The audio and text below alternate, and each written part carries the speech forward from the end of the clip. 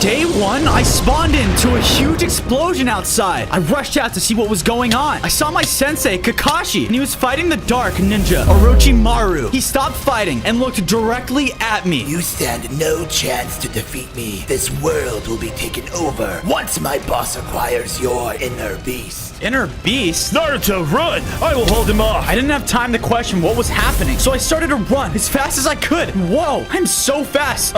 Too fast. There's a cliff. I landed, and suddenly there were two of me. Hey, what are you doing here? The clone didn't listen. He ran directly to a nearby village. He frantically then began to break one of the walls of the wooden houses. I started to chase after him, but once I got close, he disappeared. What? All the commotion caught the attention of some of the villagers, and they all came storming over to me. Get out of here, you monster! You're pure evil, and no one wants to be near you. I'm sorry, it wasn't me. It was just the clone. Leave! You can't control yourself. Leave now! I ran off as fast as I could. I guess I wasn't welcome anywhere. I was running away from the village as fast as I could. Eventually, I got tired and stopped. I realized I had wood my clone had taken from the villager's home. I used it to make a crafting table and crafted a wooden pickaxe. After, I started to mine some stone to create some stone tools. Right when I thought I was alone, a group of zombies came out of nowhere and started to attack me. Wait, what? How are you guys not burning in the daylight? I had to act quick and fight them off with my sword. They hit me a few times, and I noticed because I was a child, I only had 5 hearts. I did my best to keep them away. I was able to take them down, but I was so weak, and I noticed that I was starving too. I began looking around for a local ramen shop, but I was in the middle of nowhere. I spotted a group of sheep. I guess this is gonna have to do for now. I ran up and used my stone sword to defeat them. I gathered their meat and wool and started to eat it. It didn't do much, but it was enough to get my hearts back and stop me from starving to death. I ran off to find where Kakashi was. I hope he's okay. On day 3, I found Kakashi in the forest. It looked like he was out getting supplies. I walked up to him. Hey, Kakashi sensei, I had a pretty rough encounter in the village over there. It seemed like everyone hated me. I don't know what I did to make everyone so hostile. That doesn't matter right now. The village needs our help, and we must get these supplies back in order to rebuild. I began doing as Kakashi said and worked with him to collect wood. I finally asked them how much wood and stone the village needed, and he told me that they needed 20 stacks of each. Kakashi, that's gonna take at least 100 of me to gather all of that for the villagers. Hey, that was an idea. Step back, Kakashi. I'm gonna try something. Wait, FoZo, you're not ready to use that. I didn't listen, so I used my shadow clone jutsu. And look, I made a clone, and then another, and another. FoZo, stop! You're not powerful enough for this. Oh yeah? Well, look at me go. I continued to make clones until suddenly I made a ton of them at once. Oh no, I started to feel weak. I think I'm gonna pass out. I came back to consciousness in a strange place. I was not sure where I was, but I looked around and I saw that the moon was completely red. I continued to look and I saw villagers as far as I can see standing perfectly still, frozen. I was terrified and confused. I turned around and saw a shadowy figure floating in the air. It was only a matter of time before Orochimaru perfected the reincarnation jutsu. A reincarnation jutsu? What's that? Who are you? What do you want from me? You are the key to unlocking my perfect world. A world where everyone is under my control and must do my bidding. All I need is you and your power. My power? What power? When the time is right, it will be mine. I will be the strongest ninja in the world. Okay, that's my cue to go. I began to panic, and I started to run away from the shadowy figure. But whatever direction I ran in, he was in front of me again. You think you can run away from your destiny? He lunged at me. I woke up in a panic. Where was I? I looked around, and I was back at my home in the Hidden Leaf Village. But just like Kakashi said, it was completely destroyed. I tried to find Kakashi. Oh, there he is. He was rebuilding a house. I ran to him and began telling him about my dream. There was this shadowy figure, and he said he wanted to control everyone in the world. So, you've already started to see him.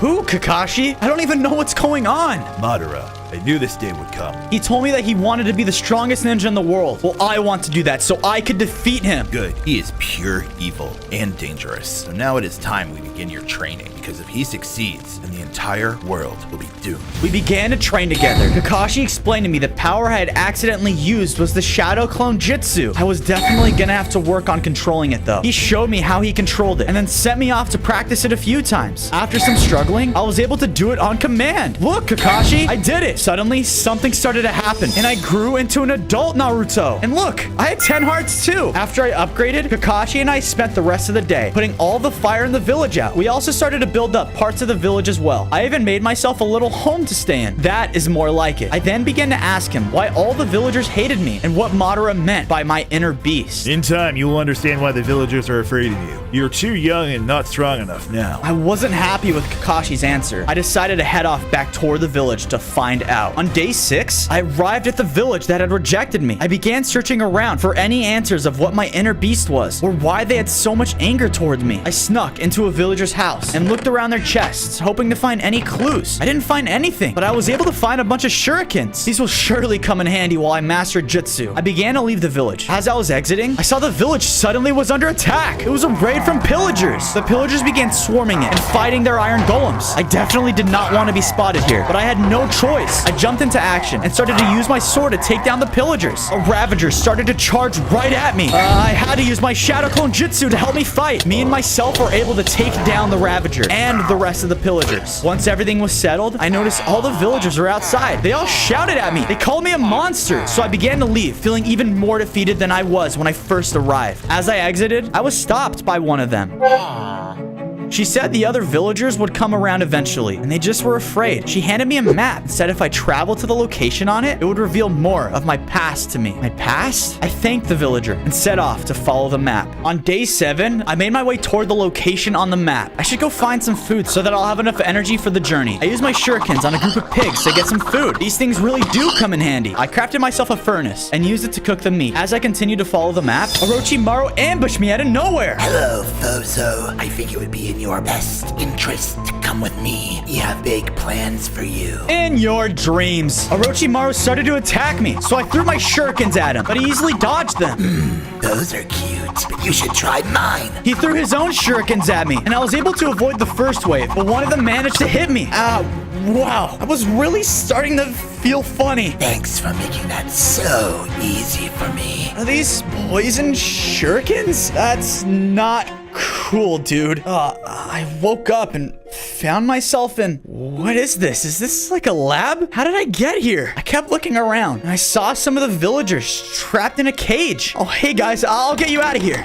It's locked. I'll need a key to free them. I went down further into the lab and figured that this must be some sort of labyrinth. There are many paths that led into a dead end. This is annoying. There's got to be something down one of these paths. Oh, nice. A light. I went down the path, and it had stairs going down somewhere. It led me into a coliseum? Who has time to build this? Underground. Whoa! A giant snake monster came out of nowhere and started lunging at me. Sorry, buddy, but I'm not snake food. I threw my shurikens at the snake, but it obviously did not deal that much damage. The snake hit me with its tail and hurt me a lot. I needed to take this monster down and fast. I used shadow clone jutsu and made some clones, but still, it didn't do much. The snake lunged and took all the clones down instantly. It hit me with its tail again, dealing more damage. I've got to do something. Suddenly, everything became blurry, and when I was back, what happened? I then noticed someone was watching me. It's the guy from my dream. What was he doing here? I hope you enjoyed the show. Out of nowhere, the floor beneath me gave out, and I went falling. I went through the floor opening and saw Orochimaru. What am I doing here? And what's with all the monsters? What? You don't like that they're out during the day? Well, that's too bad. Let me out of here, you snake freak. Sorry, but I can't do that. You'll be fighting these monsters over and over until you're nice and strong. Nice and strong? Why does everyone keep saying that? What do you mean? Why are you making me do this? He didn't listen though, and we started a fight. I will not let you get away with all of this. Orochimaru was definitely way stronger than me because he was doing a lot of damage and fast. Finally, he hit me and knocked me aside. In time. Orochimaru left. I looked around the room and realized if he was right about me being stuck here forever. Suddenly, a blast happened and a figure appeared. Naruto, come quick. Kakashi? What are you doing here? No time. We need to get you out of here. Kakashi used his jutsu and opened a path for us to escape. Finally, we can leave all of this chaos behind. On day 10, we returned back to base to rest and recover. I had so many questions about the other day. Why did Orochimaru let me live? I can't just sit here and ponder. Come with me, Naruto. Let's build up your strength strengthen your appetite. Kakashi and I built a farm together. This should be able to feed both me and the nearby village. I walked over and saw that their entire village, though, was burned down because of the other night. They were trying to build up their houses again, but they weren't having much luck. I walked over to them and invited them back to our hidden leaf village. The villagers seemed iffy, but after they looked back at their home, they agreed. Yeah. I took them back home and built up a few houses for them to stay in. A few of them seemed really happy, but the rest were still not having it. I hope to eventually win them all over when I am the strongest ninja in the world. After helping out the villagers, I showed Kakashi the map the village had given me a few days ago. I told him that this was the reason I was traveling alone when Orochimaru attacked me. I think you should go. Maybe this place will help you get stronger and even reveal more of your past. I think you're ready to learn. Thank you, Kakashi. I prepared to follow the map again. I gathered some food from our farm and set off. I was heading over to the location when I realized that I should stock up on tools. I went into a cave and searched for some iron. I quickly mined some and then searched for some coal. Once I found that, I placed out a furnace and smelted it. With the iron, I was able to make myself an iron set of tools. I used the leftover of it to craft myself a set of iron boots. As I left the cave, I spotted Orochimaru. Not again. I needed to hide quick. I noticed he was with a villager. Where could he be taking him? Orochimaru continued on with the villager, and I came out of my hiding spot. Wow, that was way too close of a call. I continued on following the map. I hope it had the answers I was looking for. On days 13 to 14, I finally made it to the location of the map. It was some sort of strange temple. I wonder why the villager sent me here. I headed inside, and whoa, this place was crazy. After a quick look around, this place was a meditation site. Okay, I sat down in the middle of the site and concentrated really hard. I felt my body shake, and when I opened my eyes, I was inside some kind of a dark world. I saw a giant red barred prison in front of me, and I saw a giant orange fox behind the bars. Buddy sent you here. What do you want with me, FoZo? How do you know who I am? And why are you here? What is this place? Where do you think you are? This is your mind. My mind? Can you answer my questions? Who are you? Who I am does not matter, and you can thank your dear old dad for why I am imprisoned. He put me here before disappearing. My dad? I never really knew him. What do you know about him? Enough of this silly banter. Get lost, you weakling. The giant fox roared, and suddenly I was back in the meditation site. Wow, that guy really does not like me. I wonder though, is this the inner beast everyone seems to be afraid of? On days 15 to 16, I returned to base and told Kakashi about what happened at the meditation site. I revealed to him that I had finally met my inner beast and began to understand why the villagers were so afraid of me. So it looks like you finally got to meet the nine-tailed fox, huh? And it looks like you already knew about him. Why are you keeping secrets? So what if I know? That's not the problem here. You need to continue training so that you'll get strong enough to face Orochimaru. Let's finally head to the dojo. But why, Kakashi? Why won't anyone tell me more? Kakashi brushed it off and moved towards the broken dojo. Oh wow, look at this place. It's completely destroyed. We took one look around and knew before we started more training we needed to fix this place up. We got to work and it started to come along great. I was still upset about the nine-tailed fox and his displeasure with me. So I then began to construct a statue of the nine tails. I know he doesn't like me, but maybe if I make this for him, I can start to learn more. This will be a good spot to meditate and talk with him. Hopefully, one day, me and him will finally be able to connect. On days 17 to 18, an old villager came to Kakashi and I and asked for our help. She told us that her son is missing and she doesn't know where he is. She begged us to find him and bring him back to her. When she left, I revealed to Kakashi that I had seen Orochimaru with a villager a few days ago. Maybe that's who she was talking about. If that is true, then her son is in grave danger. I need to go and save him immediately. I'll come with you. I can help. It's my responsibility to. No, FoZo, you're not strong enough yet. You have great ambition, but you don't have the power to control yourself. I begrudgingly listened to him. It wasn't fair. Kakashi ran off to go. To show the villagers I was not the monster they thought I was, I decided to build up part of the village. I worked on expanding the farm and even brought back a group of cows. I built the cows a pen to live in, but it wasn't long until I grew tired of waiting around at the village. I looked around at the other villager and she seemed so sad that her son was missing. I decided to disobey Kakashi's orders. And plus, I knew that we would be stronger together. I ran after Kakashi and eventually caught up to him, maintaining a distance so I wouldn't be spotted. However, I was still close enough to help him if something were to go wrong. I continued to follow Kakashi toward Orochimaru's base when suddenly Kakashi was stopped by a loud growling noise. A few mutant zombies arrived out of the forest. They were huge and started to overpower Kakashi. I can't just watch helplessly while he's getting attacked. I need to do something. I threw some shurikens and damaged a couple of them. FoZo, what are you doing here? I told you that you're not ready for this. That does not matter right now. We need to take care of these giant zombie things. I used my shadow clones, and together, we took the rest of them down. But Kakashi was not happy about it. You disobeyed my order. You need to go back to base now. No, Kakashi. It's my fault that the villager went with Orochimaru in the first place, and I'm going to help get him out of there. You need me, and I've already made up my mind. We're almost there anyways. Come on, let's go. But stay close. Awesome. Okay, let's go save that villager. On days 21 and 23, we finally snuck into Orochimaru's base. We're this close to saving that villager. We saw Orochimaru walking our way, so we hid behind some rocks. Let's follow him. He might lead us to the villager. We followed him inside the base until he led us into a room. And look, here they all are. He must have been capturing villagers for a while. Don't worry, we're gonna get you all out of here. Suddenly, there was screaming in the other room and footsteps. FoZo, we need to hide, and fast. We hid again, and Orochimaru appeared with a zombie. Where did that come from? When they walked away, we came out of hiding and tried to free the villagers. Come on, open already. Fancy seeing you guys here. FoZo, run. I'll take care of them. Kakashi used his jutsu on him, but it didn't look like it hurt that much. Then, Orochimaru used his, and it dealt a lot more damage. He's running out of hearts. Stop hurting my sensei! I got really mad, and I felt myself changing. Suddenly, I transformed into the beast from my meditation. What? But as I transformed, I blacked out.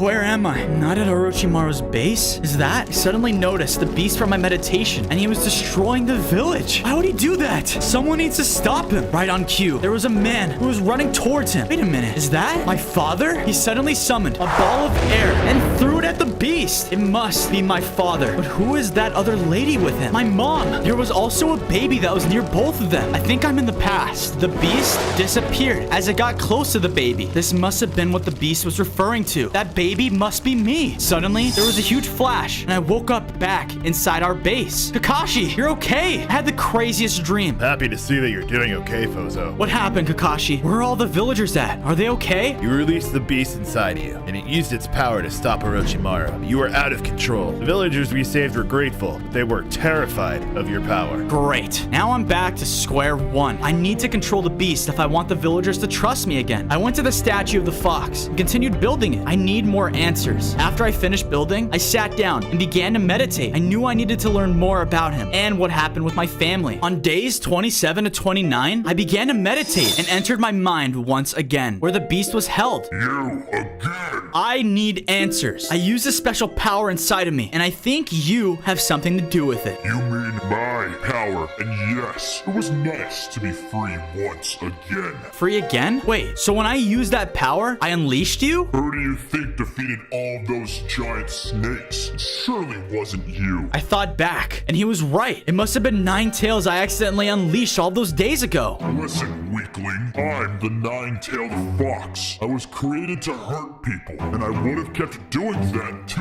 if it wasn't for your stupid parents who trapped me inside of you. Now be gone. You're starting to annoy me. I woke up back at the statue. Dang it! What am I supposed to do if I can't use my own powers? I need to find a way to control it. I went to the base and told Kakashi about my situation. Your own power, huh? Actually, I think I might know someone who could help. You do? Yes, there is a toad called Fukasaku who taught me everything I know about my energy. Here, FoZo, take this map. Find Fukasaku and tell him that I sent you. Be careful, though. You're gonna be on your own for this one. I took the map from Kakashi and prepared for my journey to find Fukasaku. I went into a cave and mined some more iron. I used the iron to craft myself a chest plate, pants, and helmet. I left the cave and followed the map to find the toad. I began my journey when suddenly the day turned to night instantly. Standing in front of me was also the guy from my dream. So, you're the guy that I'm having all these visions about. Greetings, nine-tailed boy. I am Madara, and you are still weak. That is not true. I'm gonna be the most powerful ninja this world has ever seen. Good, and your training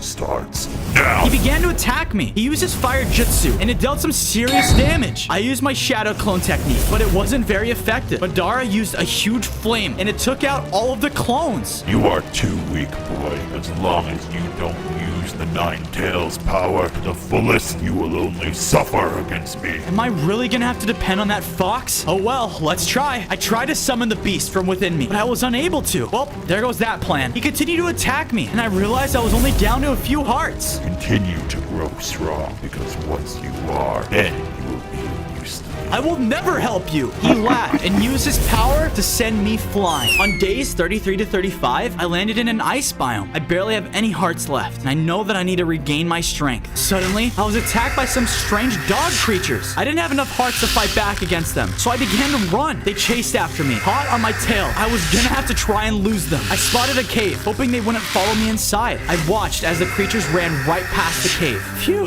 that was a close one. I began to explore the cave, looking for anything I could. The cave was dark, but luckily, I still had some torches on me. I began to light up the area, and to my surprise, there were some mushrooms on the cave floor. Wow, might not be ramen, but it still will definitely get my hearts back. I collected some mushrooms and used them to craft some mushroom stew. I began eating it, and it restored my hunger and health. I could feel my strength returning to me. Wow, that really hit the spot. Before leaving, I looked around and found some diamonds. There weren't many, so I had to be smart about what I crafted. I decided to use them to craft a diamond sword. Maybe this would come in handy next time I fought Madara. I continued to follow the map and ran out of the ice biome. I finally made it to the location where the toad is supposed to be, but there is a slight problem. This place is full of toads. How am I supposed to know which toad is gonna train me? I ventured throughout the toad village. Where could he be? Suddenly, I saw a small green toad with a cloak around him near a pond. Yep, I think this guy might be the guy. Hey, do you know Kakashi by any chance? He told me he did, and that this place would be a place where I can unlock more of my power. So you're this FoZo ninja that Kakashi Boyo told me about. Name's Fukasaku, and yes, it's possible for you to tap into a stronger side of yourself.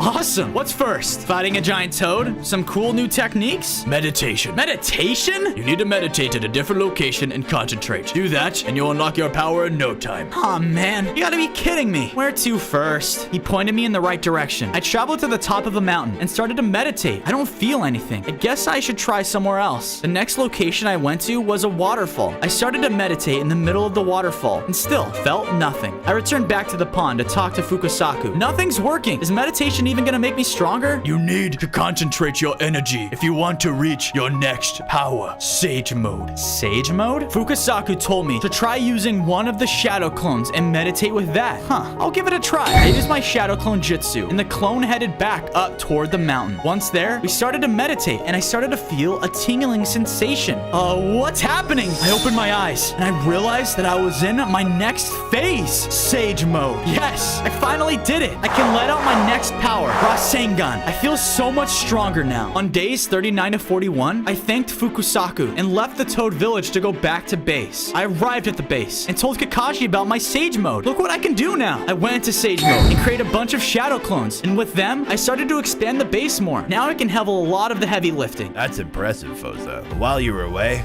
Orochimaru's been busy. What do you mean by that? Kakashi told me that he's attacked a nearby sand village. I would go handle it myself, but my hands are tied protecting our village. Does that mean you want me to go and take care of it? Kakashi nodded and told me he thinks I am ready. Don't worry, Kakashi. I won't fail you. Before I went to go save the village, I should definitely build up my strength and armor. I gathered some sheep from the farm and made some mutton to eat. After that, I went to a nearby cave and mined some more diamonds. I completed my set of diamond tools and used the leftover to craft some diamond boots. This should be enough. I left the cave and headed out towards the sand village. I arrived at the village that was under attack, but to my surprise, nothing seemed out of the ordinary. I made my way inside, and the villagers were confused as to why I was here. They were grateful for my arrival. They heard many rumors of my powers and the help I had been doing at the Greenleaf village. It was a nice change to be welcomed instead of immediately hated when I showed up. Since there was no trouble here, I started to get ready to leave when Orochimaru arrived. Perfect. You are here. What are you doing here? Our plan has worked. Plan? What plan? The plan where I defeat you again. He began to attack me. I started to use my new power on him, and I can tell that I was at least powerful enough to hurt him. So you've become more powerful. He continued to attack me, and I started to get angry. I felt this surge of power running through my body, and I transformed into the Nine-Tails Fox. Wait, but I'm still here. I didn't pass out this time. Unfortunately, I lost complete control of my body, and I began to destroy the village. Oh, no. Please stop. Silly boy, our plan has once again succeeded. Orochimaru started to flee the village, and as much as I wanted to go after him, I couldn't control myself and continued to destroy the rest of the village. On days 45 to 46, I returned back to normal and realized the destruction I'd caused. What have I done? All these villagers don't have a home now, and it's because of me. I'm so sorry, guys. I gave them coordinates to the hidden leaf village in case they needed a new place to stay, and I left. I then returned back to the base, embarrassed with myself. I continued to work on the nine-tailed statue. I needed to get my mind off things and talk to Ninetails. He can't destroy the world like this. I finished giving the statue another upgrade and sat down to meditate. I arrived at the red prison where Ninetails was being held. He looked at me, smiling. I've seen that statue of me you were working on. Thanks, weakling. I will now allow you to speak for now. Listen, Ninetails, I've gotten a lot stronger since the last time we spoke. But what's the problem with you? Why would he do that to that village? First off, my name's Kurama, and second, I have no obligation to help you and the villagers in your trivial matters. Okay, Kurama, nice to meet you, but I think it would be better to work together to help people instead of them fearing us. Those humans have done nothing but use me. They never helped. Why should I help them? This conversation is meaningless now. Goodbye. Wait, I'm not done speaking yet. Ugh, great. He kicked me out. After my talk with Kurama, I returned to the base to talk with Kakashi. I told him about Orochimaru and what had happened at the village. I am disappointed. Not with you, but myself. Shouldn't have pushed you so hard. He was just too powerful, and his attacks had made me angry. I didn't want to use the Ninetails, but he came out anyway. I knew you required more training, but I believed with your newfound power you could control it. Don't worry, Kakashi. We can still make things right. Kakashi and I began to gather materials together to bring to the village. We also gathered some of the food from our farm to bring it to them, as well as seed to help with the crops. We set off toward the village, but Kakashi stopped me along the journey as night was falling. Look at the moon. This is not good. I looked up and noticed that the moon was red again. It had to be Madara. He must be gaining more strength. We have to act quickly. On days 51 to 53, we returned to the village I had destroyed. The villagers came out of the village and refused to let me inside. Kakashi defended me and told the villagers it was not my fault at all, but also his as well. I apologized to them again, and we told them that we were here to make things right. The villagers were reluctant, but eventually agreed to let us inside. Once inside, Kakashi and I really got to see the aftermath of the destruction. This was no place to live. We invited them back to our base. They agreed, and we all traveled back. Once we were back, Kakashi and I began to work on some new buildings for the desert villagers. We worked together and rebuilt several of the houses. After that, I went to our farm and began to make it much larger. We were even adding more types of seeds. I crafted the wheats I had brought into bread and began to hand it out to the villagers. I knew this would keep them from starving while the new crops grow back. I was approached by one of the village elders. FoZo, we are sorry for how we treated you after your fight with Orochimaru. I understand. I could not control myself, and I destroyed half your village. Yes, but without you, Orochimaru would have destroyed it all, and who knows what else. I thanked the villager for being so understanding of what had happened. It felt good to be liked by them once again. On days 54 to 56, I woke up. As I was getting ready to leave, the village elder approached me again. We built you something as a thank you. He dropped me some explosive kunai. Wow, this could really come in handy. I thanked the villager and headed out. As I was traveling, I spotted Orochimaru. He looked like he was performing some kind of strange jutsu. Hey, what are you doing? FoZo, return for more punishment. It is you who will be punished. We will see about that. Orochimaru continued his jutsu, and he summoned massive skeletons. They began attacking me, shooting massive arrows and swinging large hammers at me. I used my diamond sword when they were close, and used my Rasengan as well as kunai to hit them at range. A few more hits, and I was able to take them down. While I was fighting the skeletons, I hadn't noticed that Orochimaru had escaped. He must fear that I'm getting more powerful than he is. On days 57 to 59, I returned back to my base. I was extremely excited about taking down Orochimaru's minions, but I wanted to make sure I would be able to take him on. I went to a nearby cave and began searching for diamonds to complete my diamond armor. I searched the cave and eventually was able to find them. And look at that. There's my full set of diamond armor. Afterwards, I returned back home, and all the villagers were extremely happy to see me. The other village had talked to them about me defending them. One villager stopped me as I was passing. He explained to me that his son had some kind of sickness and needed a special medicine that could be found at a nearby river. Sickness? This had to be related to Madara and Orochimaru. I knew it was my duty to help all those in need, so I headed off. I arrived at the river and began searching for the medicine. The villager told me that it was something I would be able to find at the bottom of the river. He said it almost looked like a bottle. I then dove down and saw a bottle on the floor of the ocean. I picked it up, and sure enough, it was the medicine he was looking for. I began traveling back to the village to give the villager the medicine he needed. I returned to my base, and to my shock, it was swarming with undead mobs. How did this happen while I was gone? The villager from earlier approached me. Hey, I got the medicine at least. But the villager didn't answer. Instead, he started to levitate and then revealed himself to be be Madara. It was a trick to get me away from my base so that he could attack. You foolish boy. This place will suffer because of you. He began to attack me, and he was still very powerful despite my diamond armor and upgraded forms. You are almost ready. I just need to draw it from you. He continued to use jutsus on me that I'd never seen before. He hit me again, and I fell to the ground, feeling so weak. The time has come. I thought this was the end until Kakashi showed up and began to attack him. Naruto, you have to get these people out of here. You're not strong enough to fight him alone. I can hold them off. Now get going. I did as my sensei commanded. You will be defeated in his place then. He used a jutsu and hit Kakashi back. Kakashi fell to the ground, extremely weak. No! Continue your training, Naruto. You will defeat him. Kakashi! No! On days 63 to 65, the villagers and I went out to hide in a massive tavern. We made campfires and small huts to stay in. I was feeling defeated and mourned the loss of my sensei and friend. I decided I would construct a monument for him next. He was truly my best friend after all. I needed a way to remember him. Some time had passed, and I returned to our base with the villagers and saw how much had been destroyed. Madara truly was a monster. I began to work with some of the villagers to rebuild their homes so that the people would have a place to stay. Some of the villagers had hid while Madara and his army had attacked.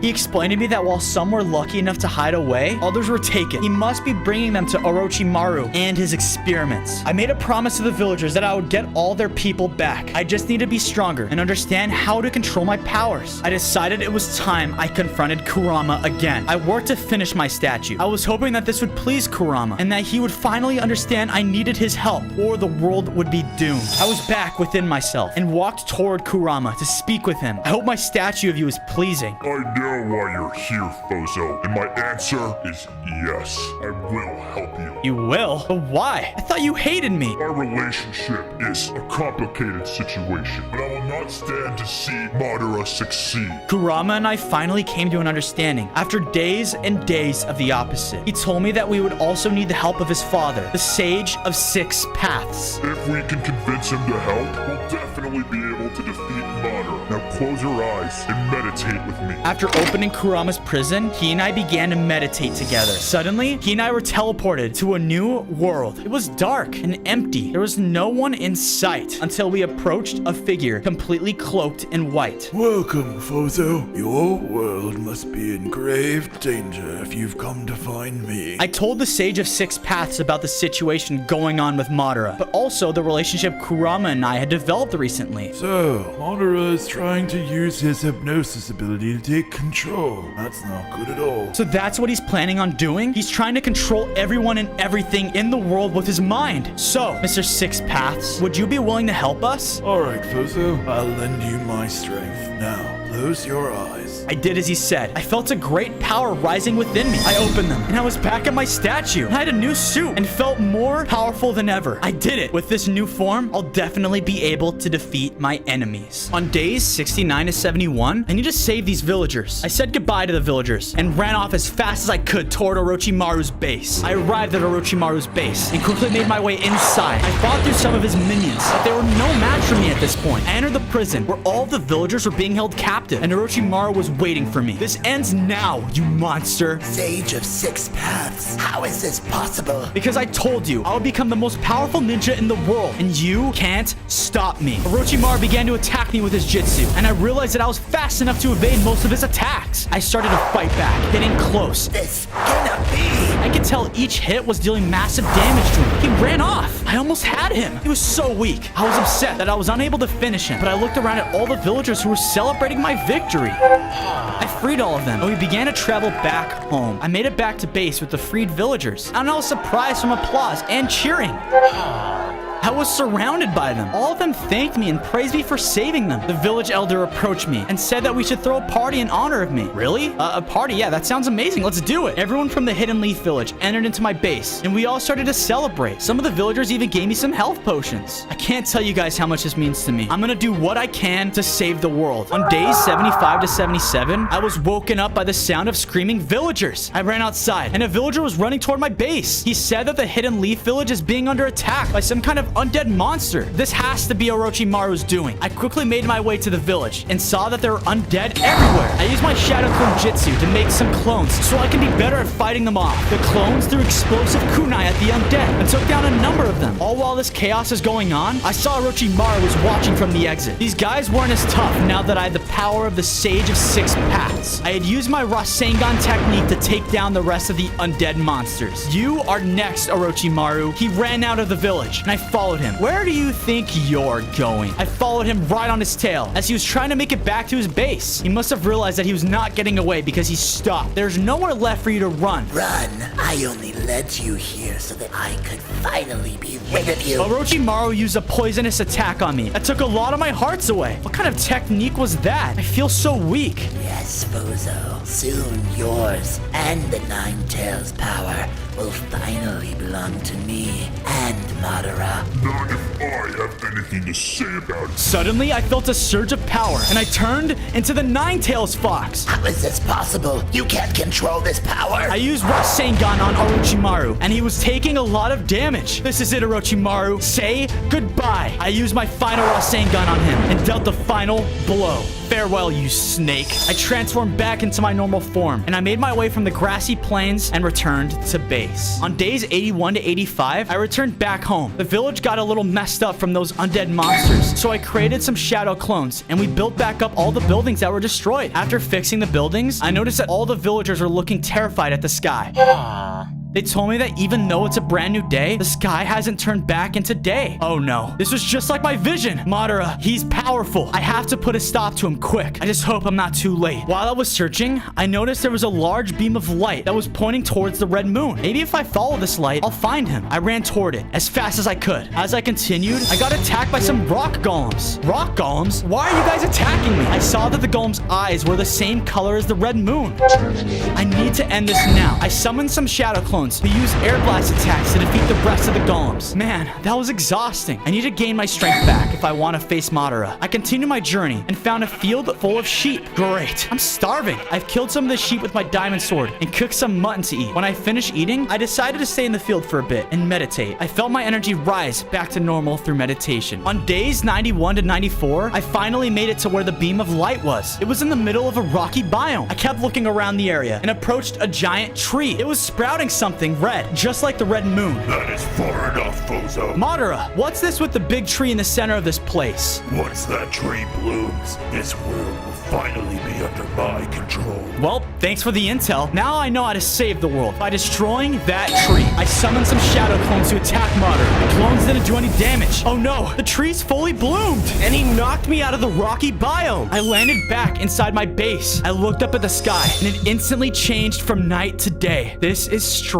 I should go take a look around the village. I went around and noticed that none of the villagers were moving. They stood still motionless. I tried talking to the villagers, but they weren't responding. They were just staring at the sky. I looked up at the sky and saw that there was no longer a red eye, but a white one instead. He's hypnotized everyone so that he could take all their energy for himself. I stopped staring at it and ran back into my base. I don't know what to do. I need to talk to Kurama. On day 99, I went to the Kurama statue and sat down to meditate. I went inside my mind, and there was Kurama waiting for me. What's wrong, FoZo? All is lost. I failed to stop Madara, and now the world is under his control. FoZo, you accomplished so many things in the past few days. You've been in situations just as dire as this one, but you've always managed to find a way to win. You're right, Kurama. There were plenty of times where it looked like we were doomed, but I managed to beat the odds against me. With my confidence boosted, Kurama and I both began to meditate. Energy was bursting inside of me, and I felt like I could take on the world. Now go save the world, FoZo. I believe in you. I returned to the real world. From my meditation, it was now or never to save the world. I set off to find Madara. On day 100, I arrived at a massive structure where the beams of light had been traveling to. I walked inside to confront Madara. Ah, there you are, FoZo. You are the only person left I needed to absorb. Yeah, we'll see about that. I summoned a single shadow clone, and that clone transformed into Kurama. Now we can take down this guy together, FoZo. Kurama attacked Madara with a blast attack. Madara hit us with a giant flame attack, and we were down for the count. Kurama, what do we do? Here, take this. Suddenly, I started overflowing with tons of energy. Where did this come from? I had a meditation clone back in the base. piece. Now let's take him down. I concentrated all my energy and launched a giant Rasengan at Madara. The white eye turned back into the sun. We did it! On day 1, I spawned in as the pirate Monkey D. Luffy. I'm gonna become the Pirate King. But the only way I could do that is by finding us pirates' sacred treasure, One Piece. Just then, explosions sounded off inside the local village. What is that? I ran over, only to see pirates pillaging the entire place. They're hurting the people. Find the map piece in the name of Blackbeard. Blackbeard? Who is that? Footsteps then slammed off in the distance, only to reveal a much larger and scarier pirate. I crew, search this entire island. We must find the map. Only then can I find the One Piece and claim the Pirate King title for myself. What? No way! I'm gonna become Pirate King, not you! The large pirate looked at me and laughed at my small size. You look like a joke. Captain Blackbeard then signaled his men, which caused them to all start to run towards me. Oh no, leave me alone! On day 2, I was running for my life away from Blackbeard's crew. Stay away from me, you freaks! I had no idea what to do, but all of this running was making me starving. Just then, I ran into an opening, which revealed a strange type of fruit lying next to a tree. That'll do! I ran up and ate it, but because of this, something strange began to happen. My body started to feel weird, and my once normal skin started to feel stretchy. Whoa! What was that? There he is. Get him. Oh no! A few of Blackbeard's crew started to charge in and attack me with their sharp swords. But out of pure instinct, I punched them extremely hard, causing my arm to stretch out. Whoa! That was amazing! My excitement got cut short because a much larger group started to reach me. Oh no! I thought I was done for until a strange-looking man dropped down in front of me. He fought off the pirates using his insane swordsmanship and agility, followed by a heavy stunning attack. That won't hold them for long. Come with me, now! On day 3, the strange man and I left the coastal village, roaming throughout the island. Who are you, and why did you save me? I have my reasons. The name's Zoro. It looks like you ran into Captain Blackbeard. He's here on the island searching for the first of 5 map pieces. It's said the person who finds all 5 Will find the One Piece. I have to get it before him. agreed. But in order to do so, we have to cross this. Okay, seems easy enough. Here goes nothing. I jumped in, but to my surprise, I started to drown right away, sinking all the way to the bottom. What? Why is this happening? My hearts were getting low, and I thought I was done for until Zoro dragged me out on the other side. Ah!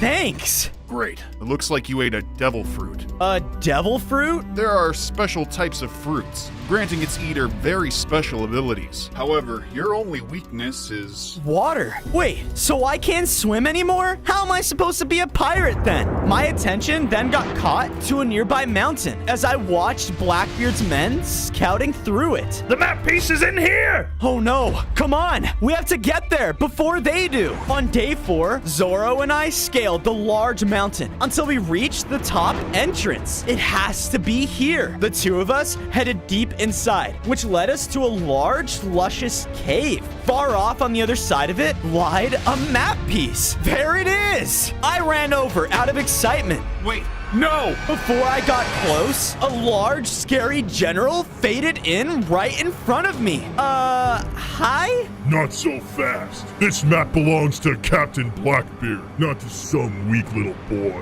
Weak? I'll show you. The general and I began to fight. He had a crazy ability that allowed him to shoot powerful mist at me. And every time I would try to punch him, he would just go invisible. Oh, come on. Zoro jumped in and helped me fight him. But sadly, the general was just too strong for us. Oh no. I then looked at the map, and out of pure instinct, I picked it up. Because of this, something strange started to happen. I gained 10 more health, and my body changed I feel so much stronger. On day 5, I jumped back into battle, now in my newly upgraded form. Because of this, I had the ability to grow my hand and slam it in the ground in front of me. Take this! With Zoro's help and my newly found ability, we were both able to take down the general. Whoa, it looks like each map piece I collect, I turn into a stronger pirate. Awesome. Good work, Luffy. You know, all I've wanted in my life is to be known as the world's best swordsman. And in order to do that, I gotta stop Blackbeard. So I'd be happy to join you in your journey in becoming the Pirate King. Whoa, my very first crew member. Sweet. The two of us left the mountain, and I knew deep down if I wanted to find more map pieces, we had to find a way to get off of this island. I think I have an idea. On day 6, I went along the shorelines of the island and got enough materials to make myself a set of stone tools. From there, I went to work on making my very own pirate ship. From the walls to the deck to even our very own mast. I then went below and made our own operation room. It took a lot of effort, but eventually we were able to fully build up our ship. 1 map down, only 4 more to find. This is perfect. I think I'll call it the Going Merry. Looks great. I got a question though. Out of all people, why do you want to find the One Piece? Because I believe in freedom for myself and the world we live in. If someone else were to become Pirate King and gain the power of being the most powerful pirate, who knows what they'll do? Well, I'm happy to be working with you, but I must warn you, if we're going to be finding more of these maps, it's important that we get a crew. Luckily, I know where we can start looking. Sounds perfect. Time to start up the crew of the Straw Hat Pirates. Woohoo! How did we let him get away with it? This is absurd! Lower the sails and follow him!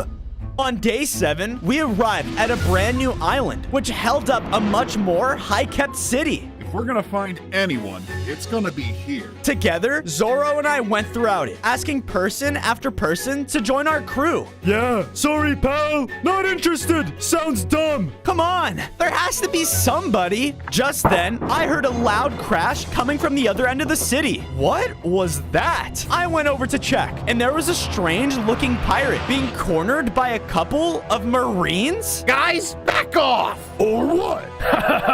You think you are a pirate? Give me a break. Yeah, you're gonna be in jail for the rest of your miserable life. The 2 Marines then took him away. It looks like I may have just found a new crew member. I have to help him. On day 8, I followed the Marines off until we reached a Marine outpost on the island. Let's go. Keep moving. I followed them deep inside until I watched them put him in a cell. So, Marines hate us pirates. Noted. Hey, you! Leave him alone! What the? Wait a minute. We have heard of you, Monkey D. Luffy. Word spread that you possess one of the One Piece maps. We will be taking that. No way! The Marines started to use flintlock pistols and shoot at me. Ah! Cut it off! They were strong, but knowing how they treated us pirates made me so angry. I used my hammer fist on them again and again until eventually they went running away scared. That's right. Run away. Hey, you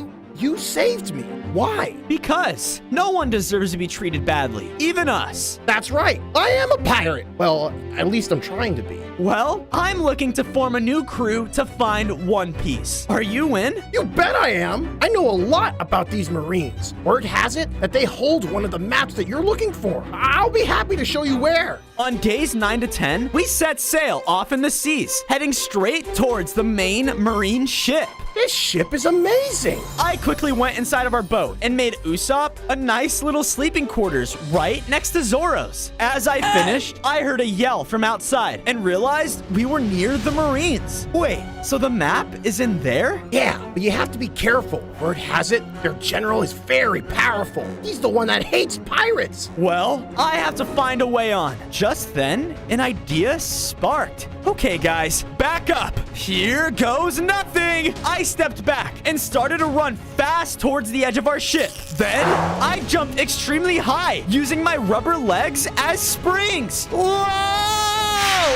I successfully was able to land onto the Marine ship, but sadly, I was surrounded by a ton of them. Uh-oh. The Marines were all ready to attack, but were then interrupted by a whistle. I turned, and standing over us was a much larger Marine, General Akainu. Well.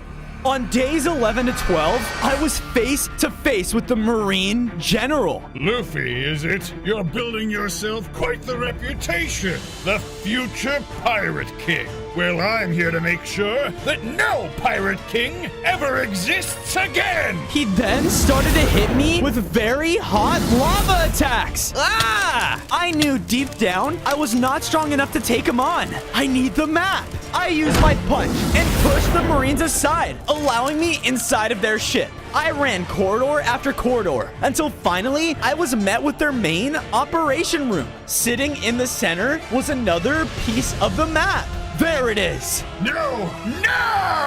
I picked it up, causing yet another transformation. I grew stronger in size, gained 10 more health, and was now fully upgraded to Gear 3. Give me back that map! Never! The general rushed forward again. We clashed and started to fight each other. With my new form, though, I was able to shoot out punch after punch, overwhelming him. Do you think us pirates are a waste of space? Well, I'm here to show you why you are wrong. I used my ability one last time, defeating the general. I did it. Now, to get out of here. On days 13 to 14, I made it back safely onto our ship.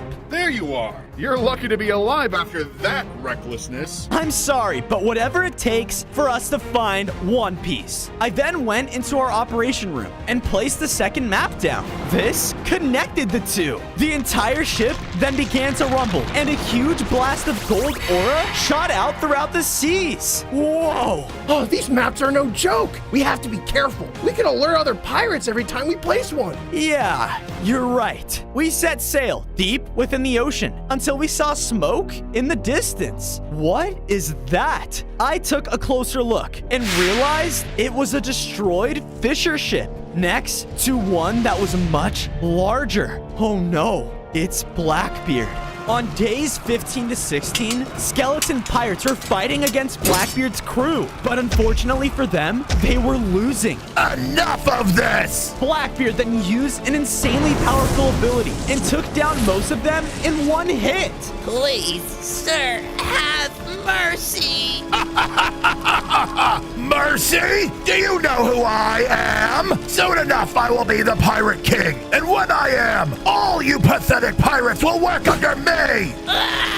Perfect. This will lead us straight to a map piece. Let's head out. What a monster. But did you hear what he said? Yeah, I did. He's going to another map piece. So let's follow him. But we have to make sure we don't get caught. On days 17 to 18, we followed Blackbeard's ship until we arrived at a dock of a strange island. Did they stop here? Only one way to find out. I went throughout the docks, but to my surprise, it was empty with no one in sight. Is this place abandoned? I kept searching until I made it to a large palace that said the word Arlong on it. Surrounding the main courtyard was a bunch of strange fish people. They definitely do not look friendly. I was about to head back to my crew, but out of nowhere, I got hit in the back of my head. I slowly turned around and started to pass out.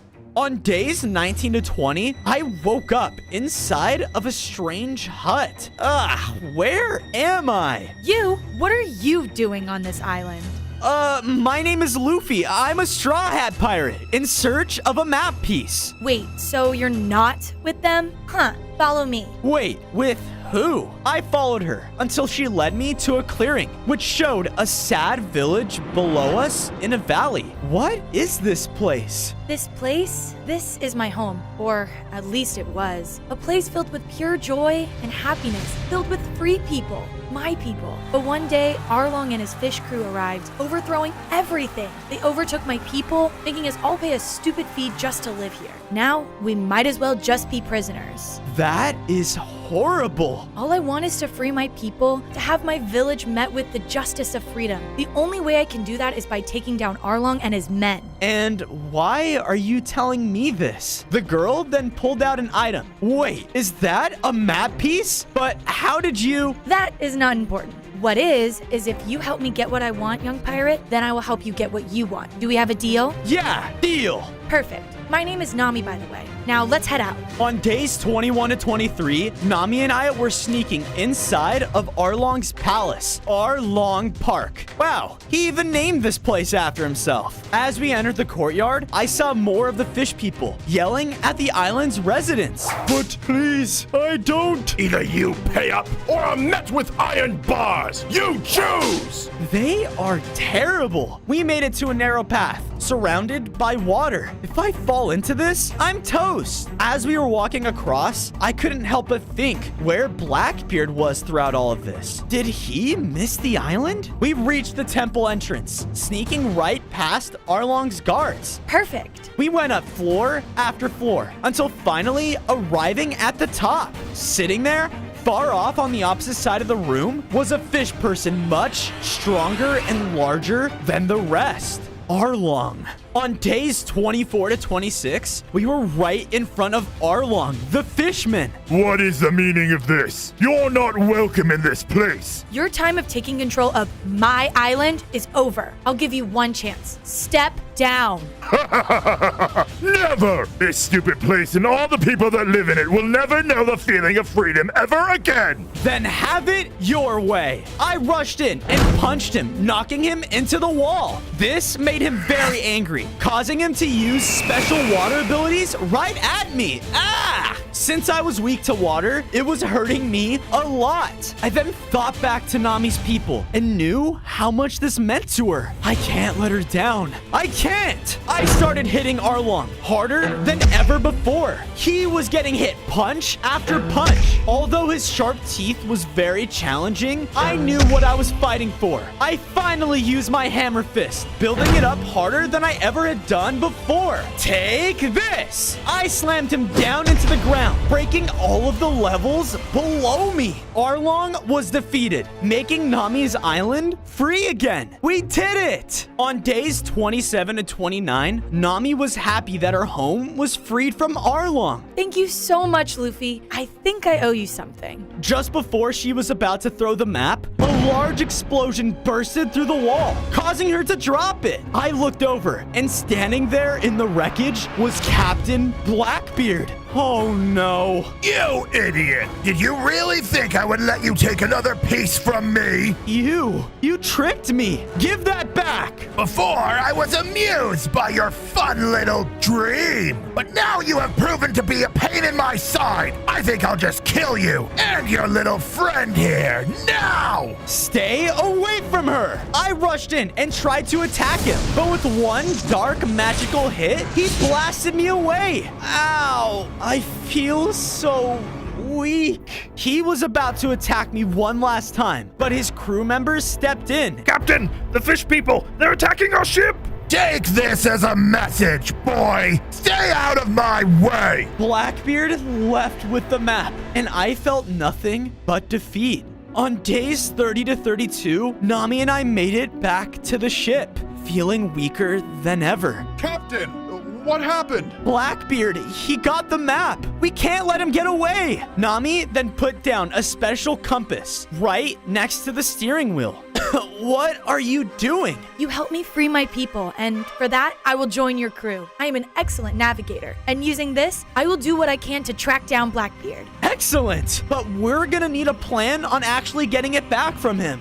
You look weak, Captain. Here, eat this. Usopp threw me over some meat, and I ate it, causing me to feel so much better. Now that is more like it. All right, team, let's sail out. It's time us Straw Hat Pirates take back what is ours. On days 33 to 35, we sailed out filled with new determination. With our new crew member joining us, I used some of the remaining materials on the ship to build her very own navigation room. Here you go. Thanks for helping us track down Blackbeard. Don't mention it. Captain, I see Blackbeard's ship on the horizon. I ran to the front of the Going Merry to see the ship sailing in the distance. That's him. All hands on deck. Wait, Luffy, we need some type of plan. We can't just go barge in on someone like Blackbeard. Huh, who said anything about seeing me?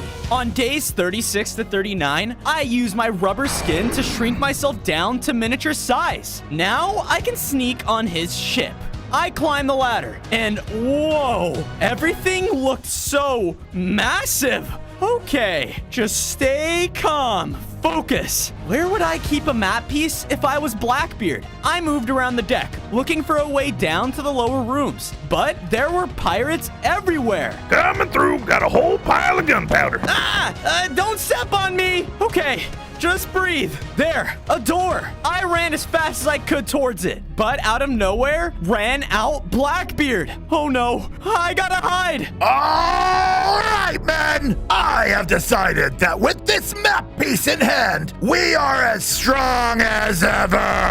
Aye! But that is not nearly strong enough for me. Luckily, I found something that will make me even stronger. What is he planning? I need to get that map piece and get out of here fast. Just then, I looked over and saw that the entryway was free. Bingo! On days 40 to 44, I made my way into Blackbeard's captain quarters. And there, sitting on his desk, was the stolen map piece. There you are. I grew back to my normal size and went over to pick it up. When I did, I felt even stronger. I gained 10 more health, and my body seems to be even stretchier than before. I don't think I'll ever get used to this feeling. Because of my transformation, I heard Blackbeard's pirates yell from their deck. What was that sound?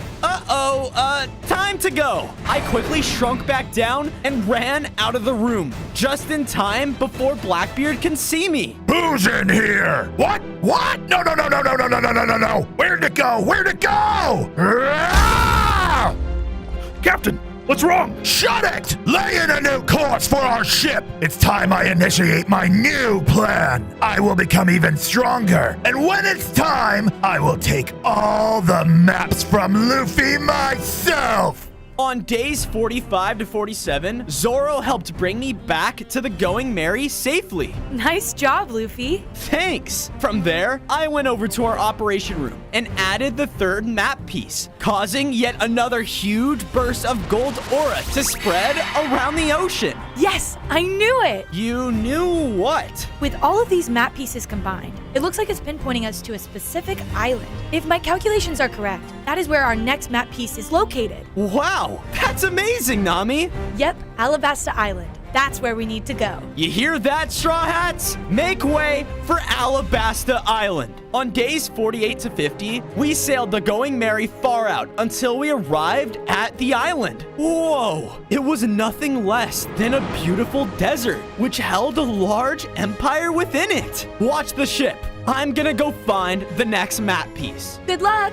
I wandered around the nearby empire in search of any clues. Come on, where can it be? It didn't take long until I stumbled upon a wanted poster. Wait, of me? I guess people know about all the maps I have. This is not good. Hey, you kinda look like that guy with the bounty on his head. Yeah, that straw hat fella or whatever. You have the red vest and everything. Hey, wait a second! Whoa, hey guys, I don't want any trouble here. All of the villagers were staring at me though, and slowly started to close in. Oh no, what do I do? Hey, pirate, come with me. I looked over to the right of the crowd to see a tall man in a suit looking right at me. Knowing I had no other choice, I followed him until he made it to an empty rooftop. You helped me. Why? Yeah, for a good reason. My name is Crocodile. I know who you are and why you're here,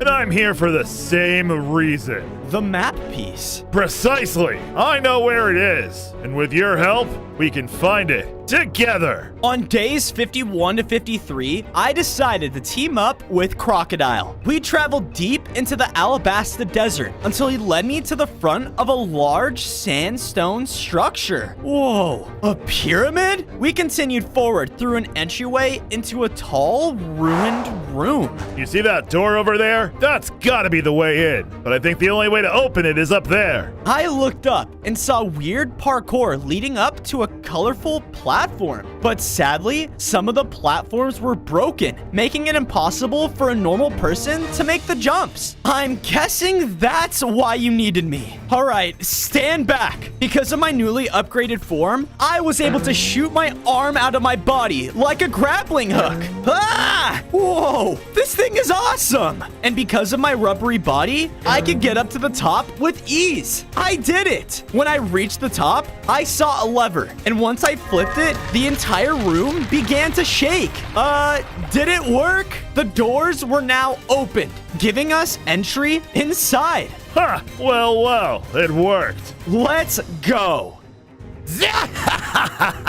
Finally! With the current darkness power and this new devil fruit, no one, and I mean no one, will stand in my way! I will be the Pirate King! I just have to wait a little longer.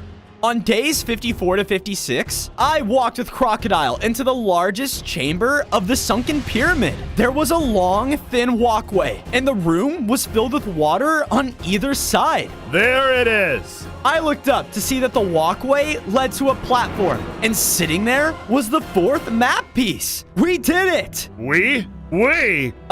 Crocodile? I did it. I've taken so long to get this stupid map. And I'm not gonna let a dumb kid get his stretchy hands anywhere near it. Wait, I thought we had a deal. A deal? I used you and your stupid optimism. This map belongs to me. No, it doesn't. On days 57 to 59, Crocodile rushed in to attack me with his hooked hand. But thankfully, I was able to dodge. Ah! Okay, if I fall in the water, I'm done for. That's right, kid. So give up. Never! He then started to gather sand around him that he used to launch rays at me. Ah! I used my rubber body to stretch my arm and land a massive hit onto him. We continued to fight, hitting each other blow for blow.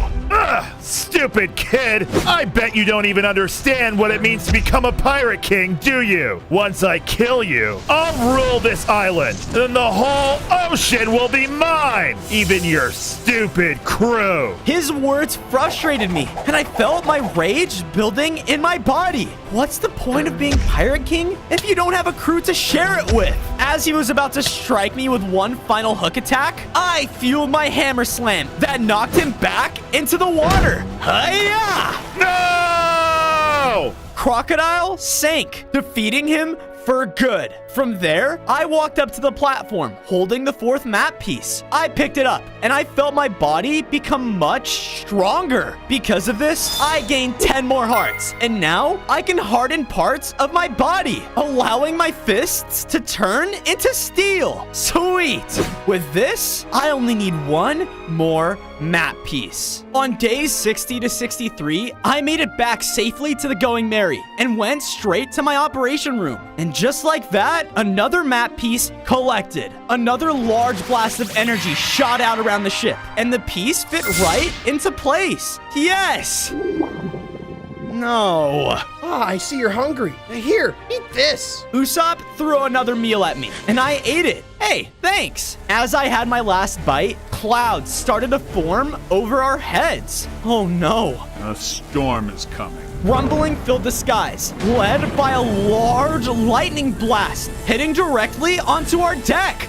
What's happening? I saw the blast, and once it finished, it left a small man. Captain Luffy! My god, a Nell of Skypiea has called upon your name for a challenge. What? A challenge! A battle of strength and will. Well, sorry, Lightning Guy, but I'm not interested. Is that so? Well, I heard you were searching for the final piece to the map of One Piece, yes? Yeah, and? Wait, do you guys have it? Precisely, Luffy. And if you come with me, my god Enel will give you an offer you cannot refuse. On days 64 to 68, the lightning worshiper informed me that if we wanted to make the journey to their homeland, we would need a stronger ship. All right, let's get to work. I went around building up our ship, making it stronger than ever. It took a lot of manpower, but I was eventually able to make it look brand new. Whoa, I think I'll call it the Thousand Sunny. We sailed out with the lightning worshiper leading us through the seas until he led us right into a stormy ocean. Hey, where are you taking us? This place is dangerous. I hear your frustration, Luffy, but fear not, for we are here. The gateway to Skypiea is directly below us. Wait, what? Out of nowhere, the water below the Thousand Sunny started to bubble, and it began to shake the whole ship. Oh, what's going on? I don't know. I felt the whole ship began to lift above the water as a huge burst of water shot up into the sky. Yay! Ha ha ha ha ha! Yes! The power! Please don't! What did we ever do to you? Oh, you did nothing! I just needed to try this new power out! Yeah! Captain, we have confirmation on the Straw Hats. They just made their way up to Skypiea for the final map piece. Ah, good! Men, listen up! It's time to set sail! But first, take all they have! Don't get too comfy, Luffy! The King of Pirates is coming for you! On days 74 to 77, we flew directly into the clouds, causing the Thousand Sunny to float? Whoa, is this? Welcome, Luffy, to Skypiea. I looked out to see huge islands and a vast kingdom floating far off in the distance. This entire place is on clouds? It's beautiful. We eventually sailed our way to the docks at the feet of the largest floating island. Enel will see you now. Suddenly, the man made out of lightning disappeared. Creepy. I then started to walk up the long stairway path towards the temple at the center. Is Enel really some sort of god? I finally made it to the main entryway, and once I stepped inside the throne room, I saw Enel himself standing in the center.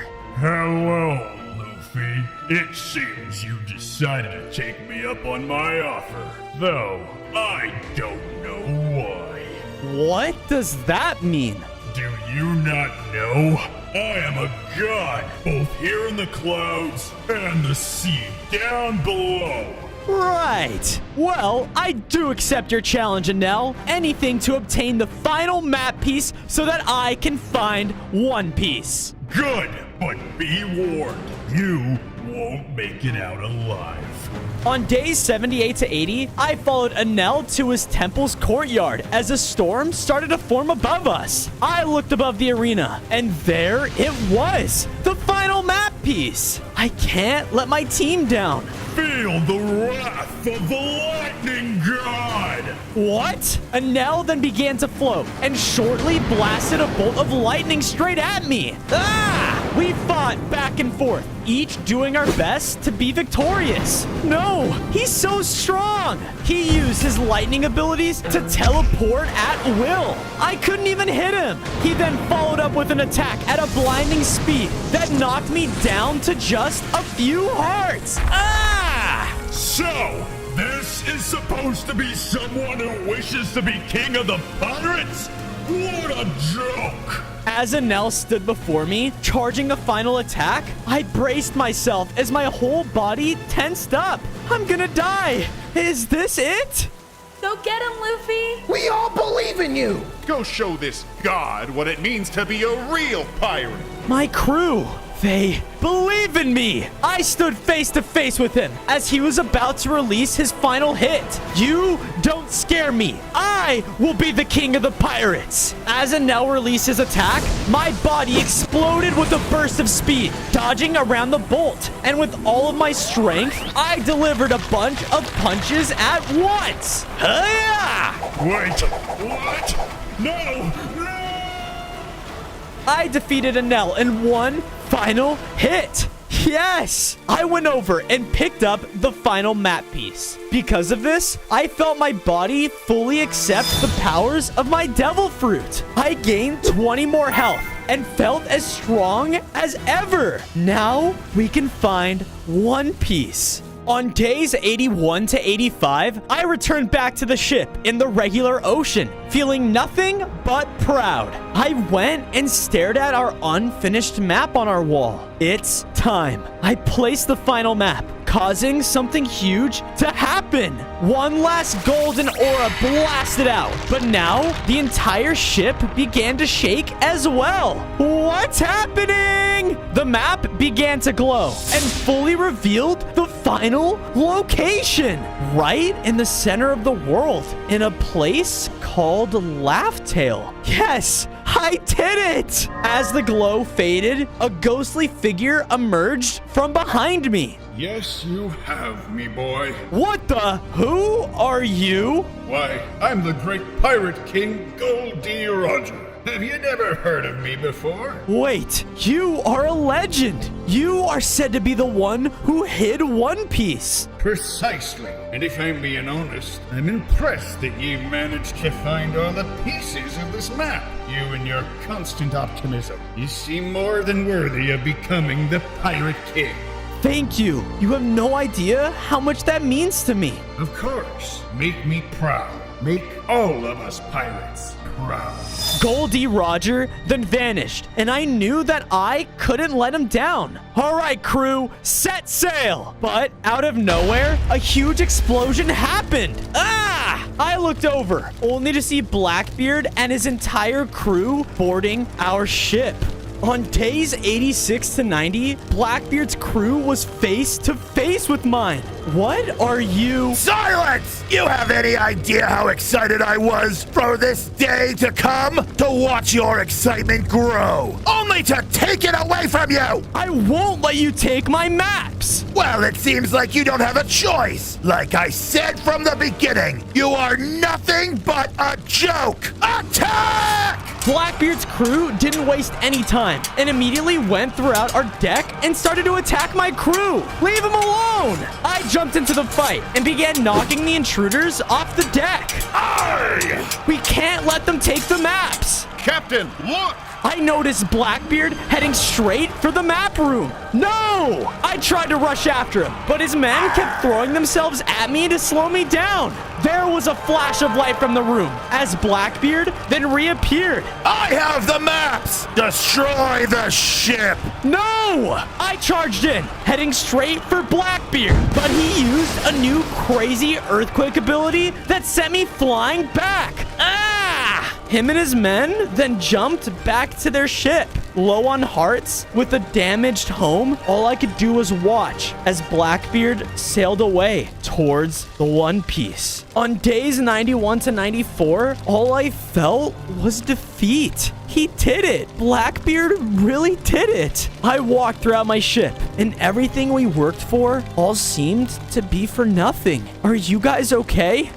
Just a little hurt, that's all. I'm sorry this happened, Captain. It's okay. I was the stupid one for chasing a dream. I walked back down to the bottom of the deck, but was quickly stopped by Usopp. Who said it's over? Do you know who you are? Usopp is right. We can still get the One Piece from him. We know where it's located now. And if anyone can stop Blackbeard, it's you, Luffy. Out of all people, you know we can't give up. You guys are right. We can stop them. Together. With my crew's boosted confidence, we all worked together and repaired our broken down ship. It took teamwork and dedication, but we were able to return it back to its former glory. Next stop, One Piece. On days 95 to 99, my crew set sail as fast as we could, heading straight for Laughtail. It wasn't long until we reached a large island, and the only way inside of it was a narrow passageway. We sailed inside and parked right next to Blackbeard. I then saw that we were all right outside of a mysterious cave entrance. Oh no, they're here! My crew and I rushed over and headed inside, going through what felt like a maze of non-stop cavernous walls. Over here! I went over with Zoro, and the sight that met my eyes was astonishing. It's here. In front of us was the largest treasure room I had ever seen, filled with nothing but gold, diamonds, anything you can imagine. And sitting right in the center was the largest golden coin to exist. Luffy? I know. That is One Piece. Before I can go up and grab it, claiming my rightful title as Pirate King, an explosion sounded off in a cave wall. Blackbeard and his crew were there, stopping me in my path. On day 100, Blackbeard charged to obtain the One Piece treasure, but I quickly ran in the way and knocked him back. It's mine, Blackbeard! It's time I finally get rid of you for good. Attack! His crew all began to fight mine, clashing us into the largest battle in pirate history. Zoro used his swordsmanship to his advantage, while Nami and Usopp worked together as a team. There were plenty of explosions and hard teamwork, but we were all putting up a fight. Blackbeard then turned his attention to me and began to hit me with his upgraded power. Each hit he landed took away lots of my hearts, but I knew I couldn't give up. Not now, not ever. I fought back, hitting him harder than I ever had before, punch after punch, until finally he landed one final attack on me, making me weaker than ever. Before I kill you, I just want you to know, no one will ever remember your name, your legacy, or your crew. You forgot one thing, Blackbeard. Rubber skin! I hit him, stunning him for a sec, and quickly grappled my way over to the One Piece treasure. Stop him! I flew up high above in the room, falling right over the coin. I picked it up, causing something to happen. And a huge golden explosion. I had doubled in size and was now Pirate King. I did it! I won't let you get away with this! Blackbeard charged in one last time, but with my newly upgraded form, I was stronger than ever. I slammed down on him one last time, defeating him for good. Blackbeard was gone, and I, Monkey D. Luffy, was now the rightful Pirate King. On day 1, I spawned in as Goku. I didn't have long to look around though, because suddenly the ground began to shake. I ran outside and saw the entire world look like it was in ruins. I spotted my friend Piccolo and quickly ran to him. Hey, what's going on? Why is there so much destruction? FoZo, come with me quick. Someone gathered all 7 of the Dragon Balls. Oh, great. I flew off following Piccolo. We didn't have to travel far, and we saw Shenron the dragon had been summoned. But by who? Finally, I get my wish. This world will be mine at last. I charged that cell to try and stop him, but it was too late. He began using his wishes. I wish for all the threats to me to be at their weakest form. Your wish has been granted. Suddenly, there was a large flash of light and an explosion. I was launched off of the world and sent flying into space. I crash landed far away from my home and realized that, wait, I'm a child again. Is this really what my weakest form is? I began to search the strange new world. Since I was a child now, I only had 5 hearts. I needed to find a way to gain my strength back. I looked around the world and had no idea what I would be able to do. I tried to fly. Oh man, I'm not able to. I noticed I was starting to starve too. I need to find food. I spotted a bull in the middle of the field. Okay, this should be a piece of cake. I began to charge at him and try to attack him using my super strength, but realized most of my strength was gone. This isn't good. The bull began to charge at me. He dealt some serious damage. I had to run, but he was chasing me. I ran into a forest and eventually was able to lose the bull. Whew,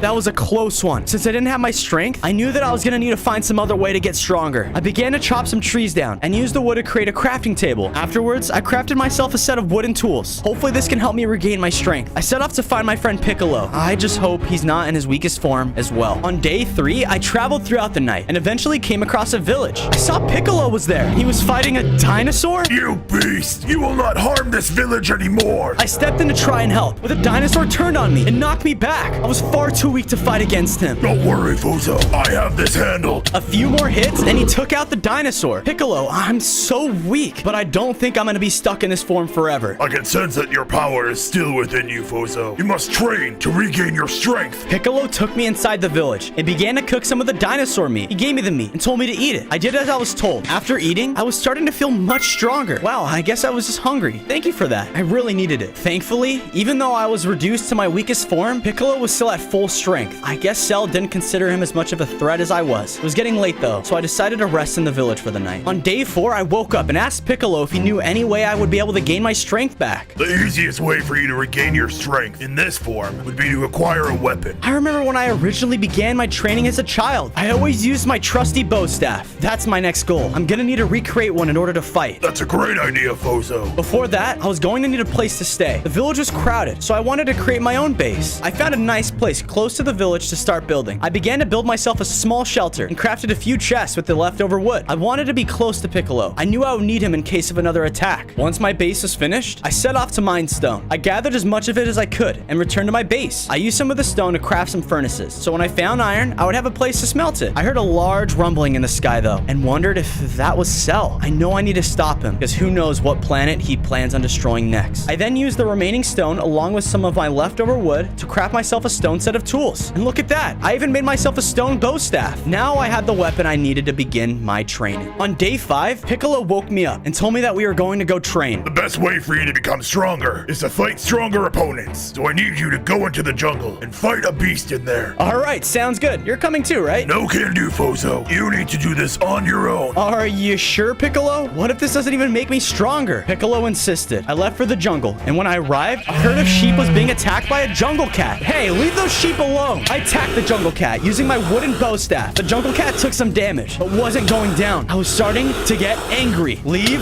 these sheep alone. I started to feel power dwell within my body and turned back into my adult form. I even had 10 hearts again. I hit the tiger with my stone bow staff and easily took it down. It looks like I did get my old strength back, and I can even fly again. The sheep thanked me for saving them and decided to come back with me to base. I was traveling back to the village to show Piccolo I'd regained some of my strength, but when I arrived, it was under attack. I saw Piccolo fighting with Frieza. Piccolo was no match for Frieza and was being overpowered. Stop! FoZo, I should have known you would be close by. What are you doing here? I have been reduced to this weakened form and need all of the Dragon Balls to obtain my strength back. There is a Dragon Ball at this village, and I must obtain it. Not if I have anything to say about it. I charged at Frieza, thinking with my newfound power I would be able to defeat him, but it clearly wasn't hurting him that much. He was still incredibly strong. You pathetic weakling. Even at my weaker form, you are still no match for me. He was right. I was no match for him. He laughed, and I fell to the ground and blacked out. Where am I? Am I back on Earth? What is going on here? I saw a village completely destroyed. Who could have done this? Suddenly, there was a purple light in the sky. What is that? I got teleported in the middle of space, and Cell was there in front of all the planets. Cell, what are you doing? You're too late, FoZo. I am the most powerful being in the entire universe. What? This can't be true. Now, witness the power of perfection. Suddenly, there was a huge explosion, and all the planets were destroyed. Millions of souls flooded out, and all I can do was watch while Cell absorbed all of them. No! On day 8, I woke up back at my base. Ugh. What happened? I noticed Piccolo was in my base and asked him if everything was okay. You put up a good fight, but in the end, Frieza overpowered us and took the Dragon Ball. Oh no. We must stop him from getting the other ones too, or he might become too powerful. We have to find the other Dragon Balls before he does. First, we need to help these villagers. Piccolo and I returned to the village and noticed how much destruction Frieza had caused. We set out to gather material in order to build back the damage that he'd done. Once we had enough, we returned to the village. The two of us began to rebuild it. The villagers were extremely grateful for us helping them. Afterwards, I built a small pen at my base for the sheep to live in using the leftover wood we had gathered. I knew here they would be safer and protected from the monsters that roamed in this world. On days 9 to 10, Piccolo and I were talking, but was interrupted by a villager arriving at my base.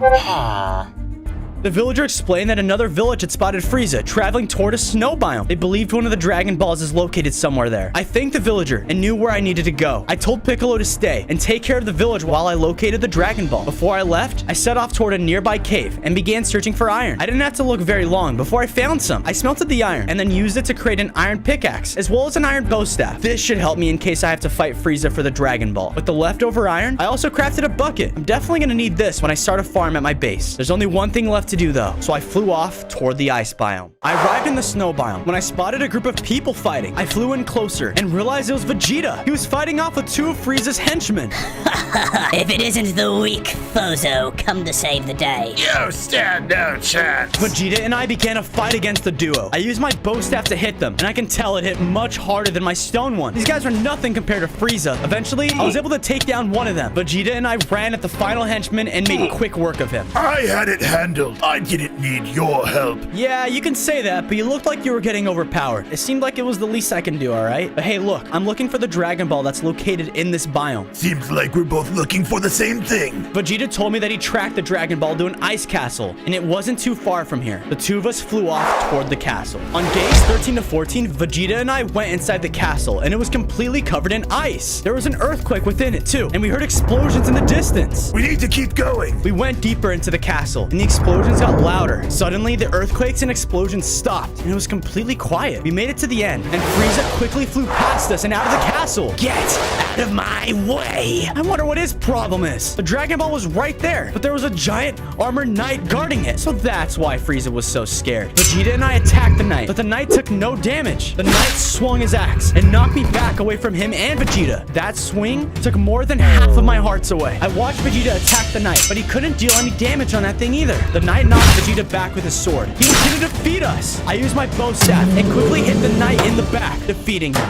You okay, Vegeta? I'll be fine, FoZo. Let's just get the Dragon Ball. We grabbed the Dragon Ball and flew out of the castle. Vegeta also gave me a tracker and told me that this would be an easier way to find the rest of them. We both decided to go our separate ways. He flew off to heal while I flew back to base. On days 15 to 16, I returned to base with the Dragon Ball. I then began to construct a giant Dragon Ball that would serve as a place to store all of them. This was only one out of the 7 I was going to need to get to obtain my wish. After starting my Dragon Ball shrine, I decided it was time to upgrade my base. I began by expanding my home and making myself a nice big bed to sleep on. Next, I added a room just for storage. I filled the room with a bunch of chests. I then added more furnaces so I'd be able to smelt iron even faster. Once I finished adding the furnaces, I realized it was a great time to go and gather more. I set off to the cave. It wasn't long before I found some. I brought it back to base to smelt and then used it to craft myself an iron chestplate as well as iron boots. It was getting late, so I went to sleep for the night.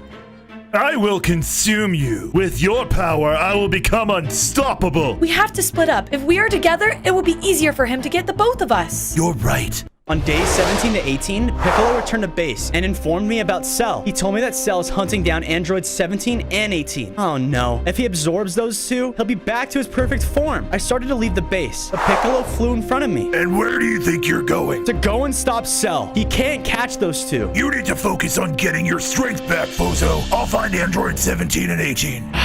Fine, Piccolo. He flew off out of the base. This is so frustrating. I need to get my mind off of this. I set off and began to collect dirt as well as seeds from the surrounding areas. I returned back to my base and used the dirt to set up a nice farm area. I crafted a stone hoe and began to plant my seeds in the farm. I connected the farm to the sheep pen in order to give them some food as well as a larger place to roam.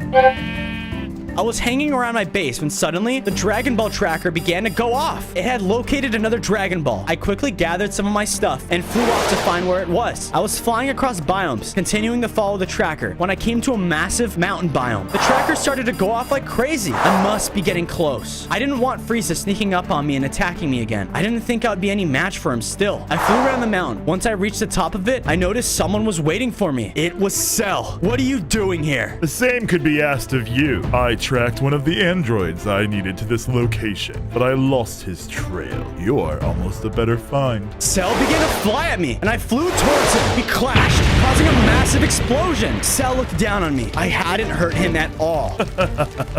You are still weak. You haven't gained any of your power back. I had to flee. I flew back toward my base. Come back to me when you're ready for a real fight. I returned to base, angry for my encounter. I can't believe I ran away from a fight like some coward. forward. I'm so weak, but what am I supposed to do? I need to find a way to get stronger, and I must stop Cell. First things first, I'm starving. I went to the farm and took a sheep to make mutton. I cooked the meat and ate. Wow, I feel so much better. After eating, I decided to gather more animals for my farm. I used some seeds to lure chickens back and made a nice pen for them to stay in. I went inside and started to expand my base. I added an extra room just in case Vegeta wanted to come and stay here. I started to think of the best way to get stronger. How did I do it all of those years ago? I looked at my suit. That's it. I need to get back to the basics. And the best person to help me do that is none other than my master, Roshi. I left the base and began to fly toward Master Roshi's island. On days 24 to 26, I arrived at Master Roshi's house. Oh, there you are. Master Roshi, I need your help. Little turtle, you have returned. I have not heard that in a long time. I need your help to become more powerful. Cell and Frieza are back, and I have become so weak after Cell used the Dragon Balls to wish my powers away. Then we'll need to begin your training once again. Master Roshi and I went to the beach and spent time meditating together. He said it would help clear my head. He then asked me to fly as fast as I could and try to travel the world. I spent time flying through the air and did my best to increase my speed. I can feel myself growing stronger. Good. You're now ready for your final training. Roshi began to charge at me. I used my bow staff to hit him and then flew away and came back for more strikes. I could feel that I was more powerful than he was and hit him one final time. All right, stop. Your training is complete. I can teach you no more. In order for you to become more powerful,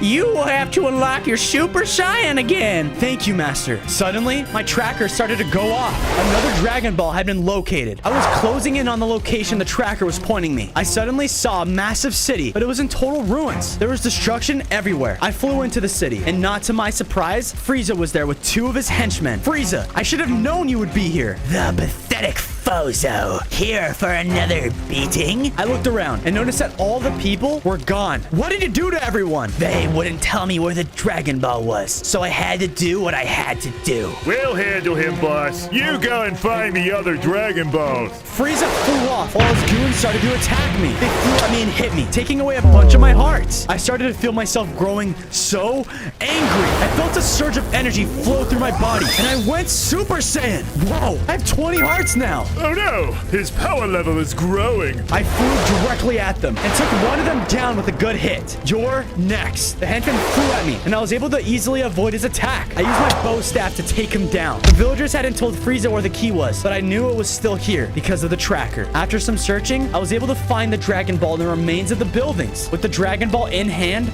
I flew home. I arrived back at my base and began to work on my Dragon Ball shrine. I continued to expand it out. I knew eventually it would need to hold all 7 of the Dragon Balls so I can regain my power. I placed the Dragon Ball next to the other. 2 down, only 5 more to go. Then I'll be able to defeat both Frieza and Cell. My run-ins with Frieza made me realize I need to get more upgrades if I wanted to stop him. I headed to a cave nearby and began to look for iron and diamonds. I did find a bunch of iron, but I wasn't able to locate any diamonds. After some more searching, I finally found some. Wait, only 2?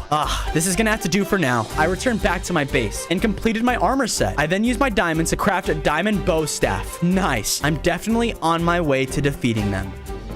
Now you have nowhere to run. You are mine now. I'm not going down without a fight.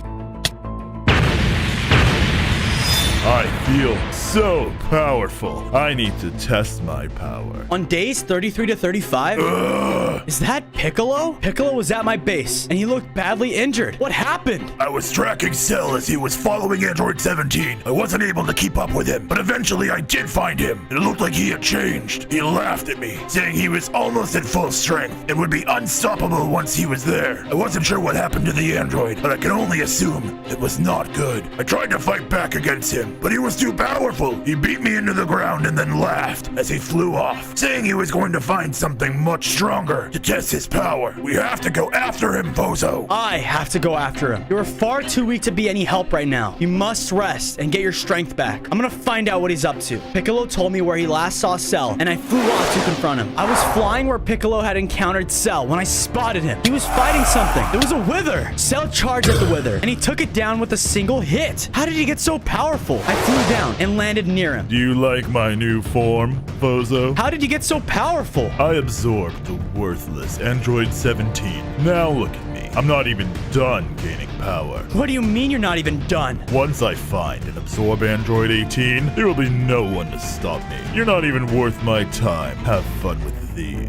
He flew off. What did he mean? Have fun with what? Suddenly, a group of withers started to attack. They did some serious damage despite my iron armor. I charged at one and started to fight it using my bow staff, but these guys had a ton of hearts. I flew in the air and delivered a serious blow, taking one of them out. The others continued to attack, and I was low on hearts. I was not nearly as strong as Cell. I had to retreat back to my base. I arrived back at home, feeling extremely defeated. I needed upgrades, so I went back into the mines and began to search for diamonds. I looked for a while and eventually was able to find enough to craft myself a diamond chestplate. This should help me withstand some more attacks. I checked up on Piccolo to see how he was doing. He looked like he had regained some of his strength. Is there anything I could do to help you? The dinosaur meat. It'll help me gain my strength back. I flew off to find a dinosaur. I finally spotted one and flew down and started fighting it. He charged at me, but I was so fast and able to avoid his attacks. I used my diamond bow staff to strike him and was able to take him down after a few good hits. I collected his meat and flew back home to cook it up. Once the meat was done, I gave it to Piccolo and he eagerly ate it. I hope this gets your strength back, buddy. Thank you, FoZo. I really appreciate your help. I can tell he was starting to grow stronger. I need you at full strength if we even stand a chance to defeat Cell and Frieza. On days 42 to 44, I woke up to the sound of pinging from the Dragon Ball tracker. I walked out of the base to use the tracker, but I couldn't follow it. For some reason, it just pointed up. Piccolo walked out of the base. Hey, are you okay? Good now, but I was trying to rest. What's with all that noise? I told Piccolo about the tracker, and he told me that it wasn't pointing up. It was pointing to his home planet, Namek. Ah, man, we're gonna need a spaceship if we want to get there. Piccolo and I set off to the mines to gather the material we would need. We gathered as much iron as we could find, as well as a ton of redstone. After gathering all the materials, we headed home and began building the rocket. I said goodbye to Piccolo and hopped inside. I was off to planet Namek to find the Dragon Ball. On days 45 to 46, I arrived on planet Namek and began following the tracker toward the Dragon Ball. I arrived at a structure and the tracker began to ping erratically. Looks like I'm at the right place. I ran inside. There it is. But before I can get it, one of Frieza's goons showed up. You may have defeated Frieza's other henchmen, but you're no match for Captain Ginyu! Ginyu began to charge at me. He hit me and knocked me back. Wow, that actually hurt. I charged back at him, attacking him with my bow staff. That Dragon Ball belongs to Lord Frieza! This guy was tough, but I was much stronger than him. I flew into the air and landed on him, delivering the final blow. He was defeated, so I collected the Dragon Ball and began to make my way back to the ship. On days 47 to 50, I landed back and began to work on my Dragon Ball shrine. I added some additional details as well as a place for my third Dragon Ball. I was gonna need to expand this even more eventually, but for now, it was good enough. Once I finished, Piccolo walked up to me. It looked like he was back at full strength. That rest was much needed. I feel a lot better. I'm glad to hear that. We have some work to do. Piccolo and I began to expand our base. We started by building not only my house, but as well as building a home for him to live in. There we go, that's much better. After building Piccolo a place to stay, we began to build a wall around the base. This would prevent any dinosaurs from entering and would hopefully slow down Cell or Frieza if they tried to attack. On days 51 to 53, I woke up to a massive explosion outside of my base. I ran outside, and Frieza was there. You will pay for what you have done to my men.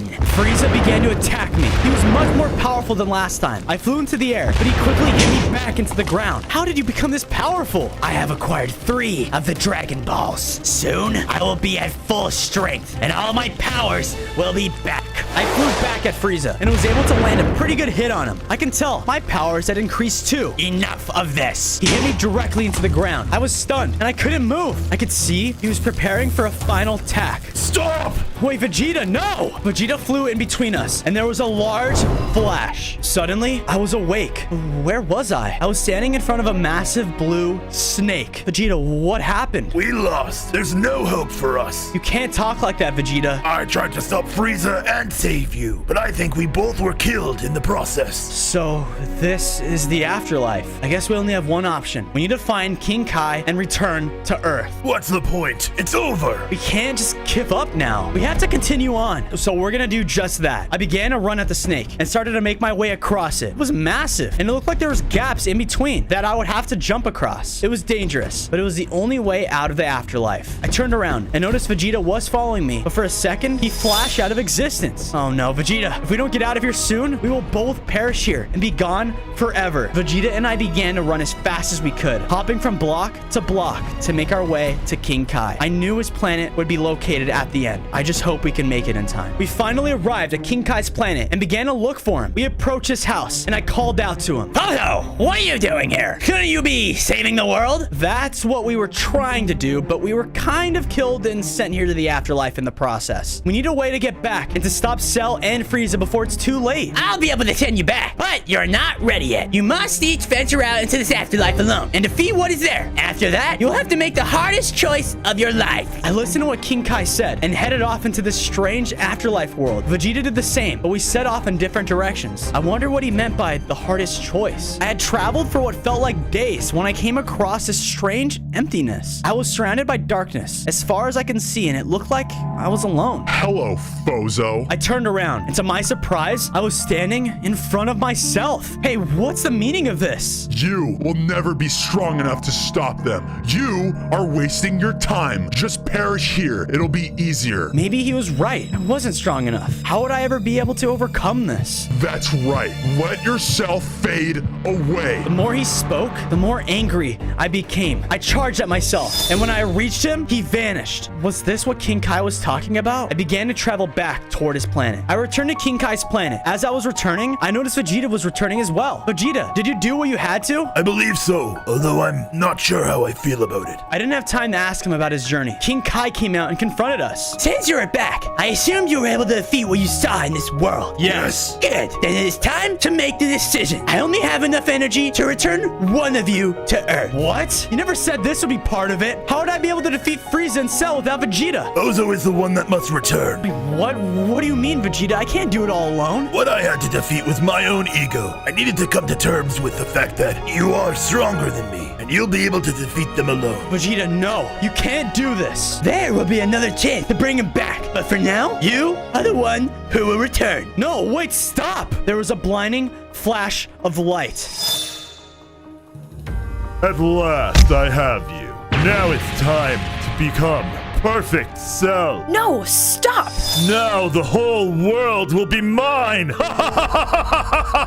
And on days 63 to 65, I woke up back at my base. I was in my bed, and Piccolo was in front of me. I stepped outside and saw the destruction Frieza had caused to our base. Together, we went out and gathered the material we needed to repair it. We began by rebuilding my home, and then Piccolo's house. After finishing rebuilding, I set off to a nearby cave and was able to find a ton of diamonds. I used the diamonds to finish my armor set. I hope now I would have more of a fighting chance against Frieza. I returned back to where Piccolo was waiting for me, and he told me that he knew where the final Dragon Ball was. The Dragon Ball in the mountains. Frieza never located it. We have to get there quickly. Piccolo and I set off toward the mountains in search of the final Dragon Ball. Piccolo and I arrived at the mountain where the Dragon Ball was located. We began to search for it, and eventually we found it. It was right on top of the mountain. Before we were able to return to base, Cell showed up. He looked different though. What happened? Do you like my final form? I need to test out my power. Cell started to fly directly at us. I began to fight Cell using my bow staff and tried my best to keep him away,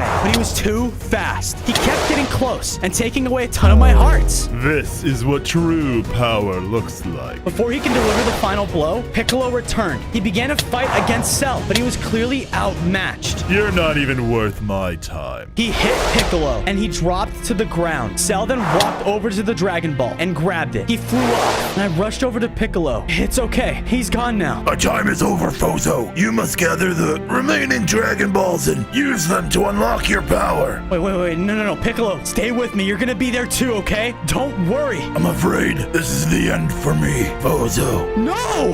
I began to feel so much anger in my body and a big surge of energy. Suddenly, I was transformed into a Super Saiyan God. I had 30 hearts, and I could feel myself growing so powerful. Oh man, I'm gonna remember you, Piccolo. I flew off toward my base. I returned to my base and began to feel terrible for what had happened to my companion. He had sacrificed his own life to save me. I need to do something for him. I went out into the world and found a desert biome. I began to collect as much cactus as I could and then headed towards home. I smelted the cactus to create green dye and then used the dye on the sheep. I then collected their wool to use it to create a monument for Piccolo. I wanted him to be here with me even though he was gone. Suddenly, I heard the tracker going off. It had located the remaining Dragon Balls. What was the point in going after them if we all lost. I remembered though, with the wishes that Shenron could grant me, I could not only bring my full power back, but I could also restore Earth the way it was, with all my friends back. I knew I would have to face Frieza and defeat him. I set off not knowing if I was ready, but I had no choice. It was now or never. On day 74 to 77, I arrived at the location the tracker had been sending me towards. It was an island with a massive volcano in the center of it. I flew to the top of the volcano, and not to my surprise, Frieza was there. This ends now, Frieza. Give me the Dragon Balls. You will have to take them from me, FoZo. Frieza then began to float into the air, and he summoned the power from the 3 Dragon Balls he had, and in a blinding flash of light, he changed. He was completely gold now. You don't stand a chance against me. Frieza began to fly toward me, and we started a fight. I was a lot stronger than I was when I faced him before. Frieza lunged at me and knocked me to the ground, but I got up quickly and continued to fight him. The battle felt evenly matched, but I started to feel something growing inside of me. A surge of energy took over my body.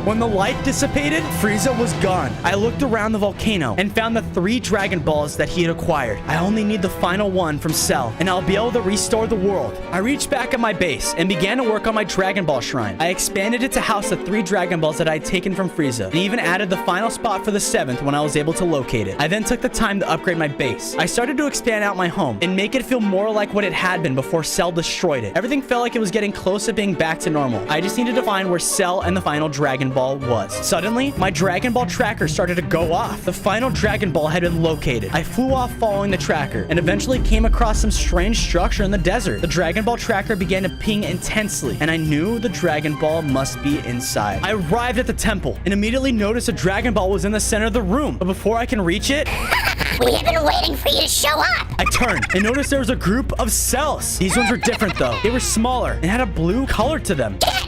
The small cells began to rush at me and attack me. They were definitely not as strong as Cell, but they were fast and had numbers. I started to fight back using my bow staff and was able to take out a few of them. All of them began to rush at me again, and I was starting to lose hearts. I couldn't give up now, not when I was so close to restoring everything. I continued to fight them and eventually took them all out. That was a close one. Good, you defeated my Cell Juniors. I turned around and saw that Cell was standing right next to the Dragon Ball. What do you want? I want you back to your full power, so I can really test how strong I am. Cell flew off and left me with the Dragon Ball. I ran up and grabbed it. Once I arrived at base, I went directly to the Dragon Ball shrine and put the final Dragon Ball there. I began to wait, but nothing happened. What was going on? Why is nothing happening? Come forth, Shenron, and grant my wishes. The ground began to rumble, and there was a blinding flash of light. I was suddenly in a completely different place, and the world was dark. Right in front of me was Shenron. What are your wishes? I wish for all my powers to be restored to me, so that I can defeat the monster of Cell. Wish granted. I felt so much energy, and I knew that my powers were fully back. My next wish. I wish for the world to be restored, and for my friends to be brought back.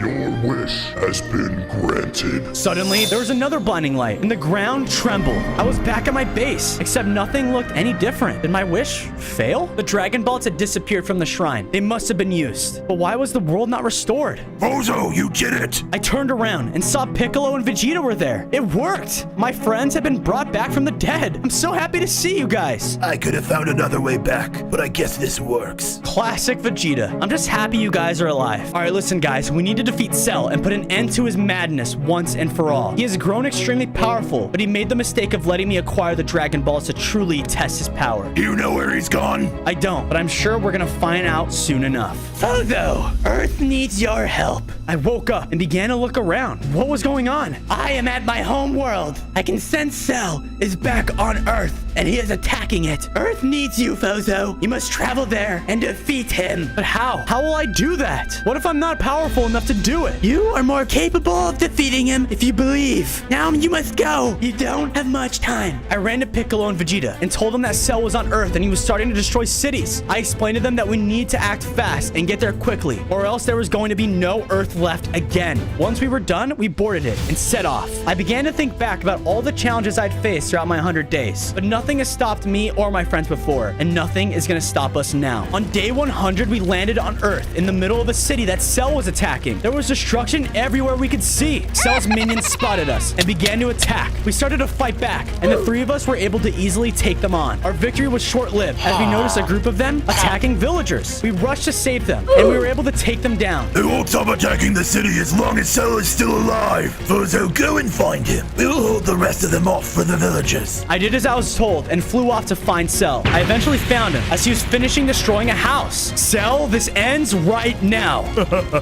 This is just the beginning for me. I'm glad you came to face your death. He rushed at me and hit me, sending me flying into a building. I got up, delivering a powerful blow. Your powers have increased. This will be an even fight now. We continued to fight, both of us hitting each other with powerful attacks, but neither of us was going to give up. He rushed at me and hit me to the ground. I felt weak and thought this might be the end, but I know that I can't give up now. I just can't. I have to believe in myself. Kamehameha! I unleashed a massive blast of energy directly at Cell. Cell was defeated by the blast, and the world was finally saved. On day 1, I spawned in as Tanjiro. I was at home when my sister Nezuko quickly approached me. You better deliver that coal before Mom gets mad. Oh man, I almost forgot. Thanks for reminding me. I quickly grabbed the coal from our chest and started to make my way toward the village. I hadn't gone far when I started to smell something absolutely terrible. Ugh, what is that? I heard screaming coming from my house. Wait, what? I was just there. I rushed back and saw a strange blur fleeing. What was that thing? I rushed inside my home and saw only Nezuko was there, and she was badly injured. Nezuko, what happened to you? Where's Mom? Where's everyone else? You need to flee before that monster comes back. Wait, what? What monster? We need to get you some help. Come on. I helped Nezuko up, and we began to run toward the nearby village. Someone please help. We ran down the mountain, looking for a nearby village. I noticed Nezuko stopped following me. What's wrong? Are you okay? Look, we gotta keep going. Nezuko jumped and attacked me. Hey, what are you doing? She roared and kept attacking me. Stop, please. I tried fighting back against her, but she was so much stronger than me, and it only made her angrier. This isn't you. Out of nowhere, someone came in and knocked Nezuko aside. Who are you? Here to save you. The samurai dodged Nezuko's attacks and was about to kill her. Wait, what? No, don't kill her. She's my family. It seemed like he'd listen to me because he just knocked her out. Please, just let's not do anything we're gonna regret. Just let me find her some help. Fine, but it's your funeral. She's a demon now. Wait, where are you going? Demon? What did he mean by demon? I quickly built her a hut so she wouldn't run off while I ran to go get her some help. Don't worry, sister. I'll be back soon. I promise. On day 3, I finally found a village nearby, but it was oddly quiet. Where is everybody? I walked around to see if I can see anyone. Hello? Is anyone here? What's that? What's that smell? I found someone and I walked up to him, but oh no. The demon turned around and a mob of demons joined them. They were just like Nezuko. I need to get out of here. I ran away from the swarm. I went into a clearing and the sun was out. Ugh, I kept running, but then I didn't hear the demons behind me anymore. I turned around and they were all dying in front of me. I guess they couldn't handle the sun. Perfect. Okay, I need to go back to Nezuko and make sure that the sun didn't get her too. I went back into the hut and she was awake. She immediately started to attack me. Please, just stop. Don't you understand? It's me, Tanjiro, your brother. She stopped and started crying. That's right, sister. Everything's gonna be okay. I promise. Amazing. I've never seen a demon not eat a human. The samurai appeared. It's you again. What do you want? My name is Gyu. I am a demon slayer. A demon slayer? Yes, you want to save your sister, right? Yes, I do. More than anything. I want to save her and stop these demons from hurting anyone else. I've asked my master, Urokodaki, to help train you. Become a demon slayer, and maybe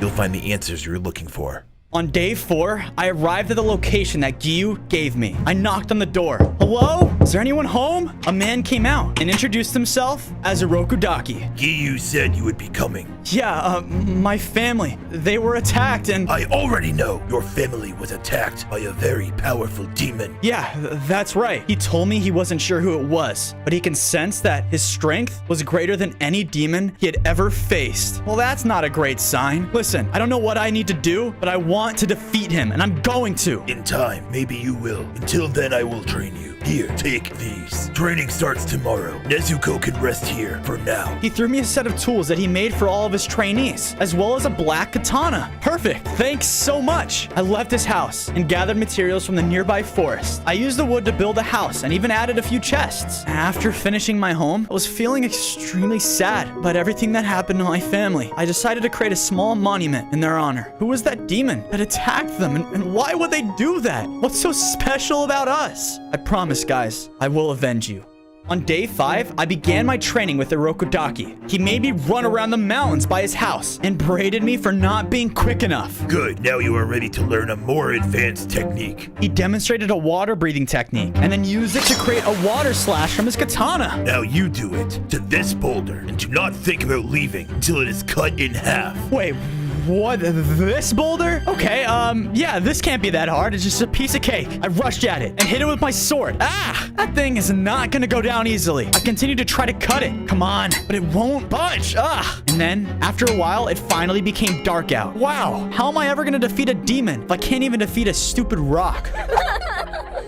No fair! You're way stronger than me!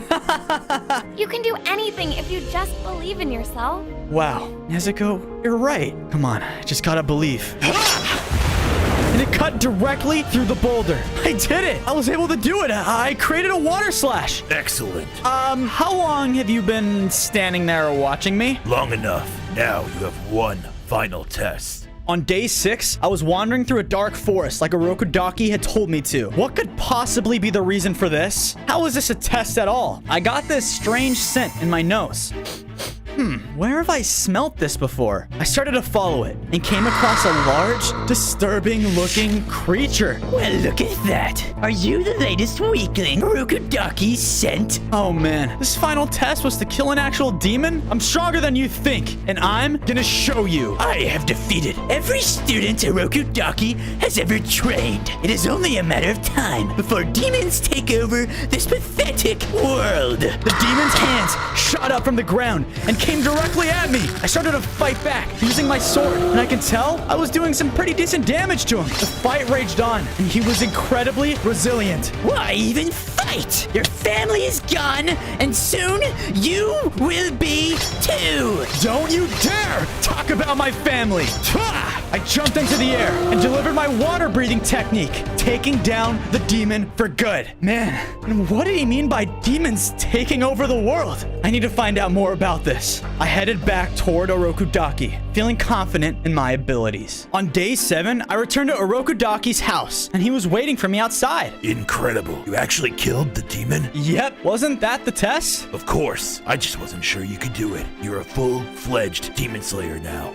What's this? A demon slayer uniform? He also told me that my sword was extremely unique. That's amazing. Training complete. While you were gone, I also made this for Nezuko. A box? What? He told me that he had hypnotized her into protecting me and created the box so that she'd be able to move around during the daytime with me. Okay, well, thank you for all of this. I never could have done it without you. If you want to find the demon responsible for changing Nezuko and killing your family, you must find the first demon there ever was, Muzan. Muzan? So he's the one responsible for all of this. On day 8, I set out toward the village where my first mission was going to take place. Now, I just need to find this demon. I got a sense of something disgusting in the village. Ugh. I followed it until I came across a large horned demon. Hey, I'm here to defeat you. Defeat me? Demons will rule this world. The horned demon rushed at me and knocked me straight back. Wow. This guy seems to be much stronger than that last guy. I knew I could take him on though. So I rushed at him and began using my water breath technique on him. We continued to fight through the streets, and I can tell he was much stronger than I was. He knocked me back, and I was sure this is gonna be the end for me. But suddenly, Nezuko appeared out of the box. She rushed at the demon, and they began to fight. With her help, I was able to take him down. Nezuko was extremely tired from the fight though, so she quickly went back inside the box. Sister, thank you. I guess that was mission accomplished. After the fight with the demon, I was approached by a villager. Thank you for defeating the demon! Here, take a fresh bowl of udon! Oh, thanks. As I scarfed it down, suddenly, a very familiar scent passed through my nose. Wait, I know that smell. I started running towards the source as fast as I could. Hey, you! Stop right there! Do I know you? Your scent. Wait, it was you. What did you do to my family? I know nothing of your family. The man turned around and started to walk away. No! I reached out for my sword and prepared to strike him. You're not ready. I turned around and smelled another demon, but she didn't attack me. Come with me. On days 11 to 12, I followed the demon into her house to get some answers. Who are you? My name is Tamayo, and as you can tell, I am a demon, just like the one you're holding on your back. Wait, you're a demon, but you seem kind of nice. I didn't think there would be any like that. Well, looks may be deceiving, but I must warn you, Muzan is not a demon you can easily defeat, nor his minions. Tamayo told me about the 12 demon moons, the strongest demons under Muzan, and how each one has a special technique called blood demon art. Nezuko came out. There's something special about her. If you can collect the aura of the stronger demons, like the 12 moons, then I may be able to make a cure for your sister. Wait, a cure? You can? Okay, this is great. You hear that, Nezuko? There's a way to save you. Tamayo warned me. It's not very likely to work, and it'll be extremely dangerous to attempt. But I didn't care. I wanted my sister to be cured. We headed off back toward my base. We had just arrived while the sun was starting to rise, and I heard something flying overhead. A demon has been taking villagers inside a house. Go there now. Okay, all right, man. You don't have to be so loud. With Nezuko still on my back, we headed out. As we arrived outside the base, a demon slayer was crying to a villager. Please, you've got to protect me from the demon. I don't want to go in there. Tough luck, pal. The villager quickly left the samurai, and honestly, I can't blame them. Will you protect me, Mr. The name's Tanjiro, and you are? Zenitsu. Fine, I'll protect you and take care of this demon. Just watch my box for me while I'm gone, okay? Zenitsu agreed, and I went inside the house to find a demon with drums attached to it. He uses drums to slash and disorient me. This is tough, but I've got to concentrate. I managed to dodge his attacks and use water-breathing 9th form, splashing water flow, turbulence, to defeat him. On days 15 to 16, I left the house and saw another samurai hurting Zenitsu. Move out of the way. I know there's a demon in there. No, I made a promise to protect this box. Hey, what are you doing to Zenitsu and my sister? I ran in and pushed the samurai out of the way. Yes, let's fight. The samurai tried to attack me, but I was far stronger than he was. I was able to swiftly dodge his attacks and knock him out. That should calm you down, mister. I woke the samurai up. Listen, we're both demon slayers here, so why don't you, me, and Zenitsu work together to slay demons instead of fighting, okay? Who even are you? Inosuke. And sure, but next time, you won't be so lucky. Great, and the name's Tanjiro, not that you were asking. All right, you have yourself a deal. The three of us began to make our way back toward my base. There's a boy with Hanafuda-like earrings on. Lure him here and dispose of him. Do this, and I'll make sure you get the family you've always wanted. Yes, Lord Muzan. It will be done. No one must know who I am until I conquer the sun.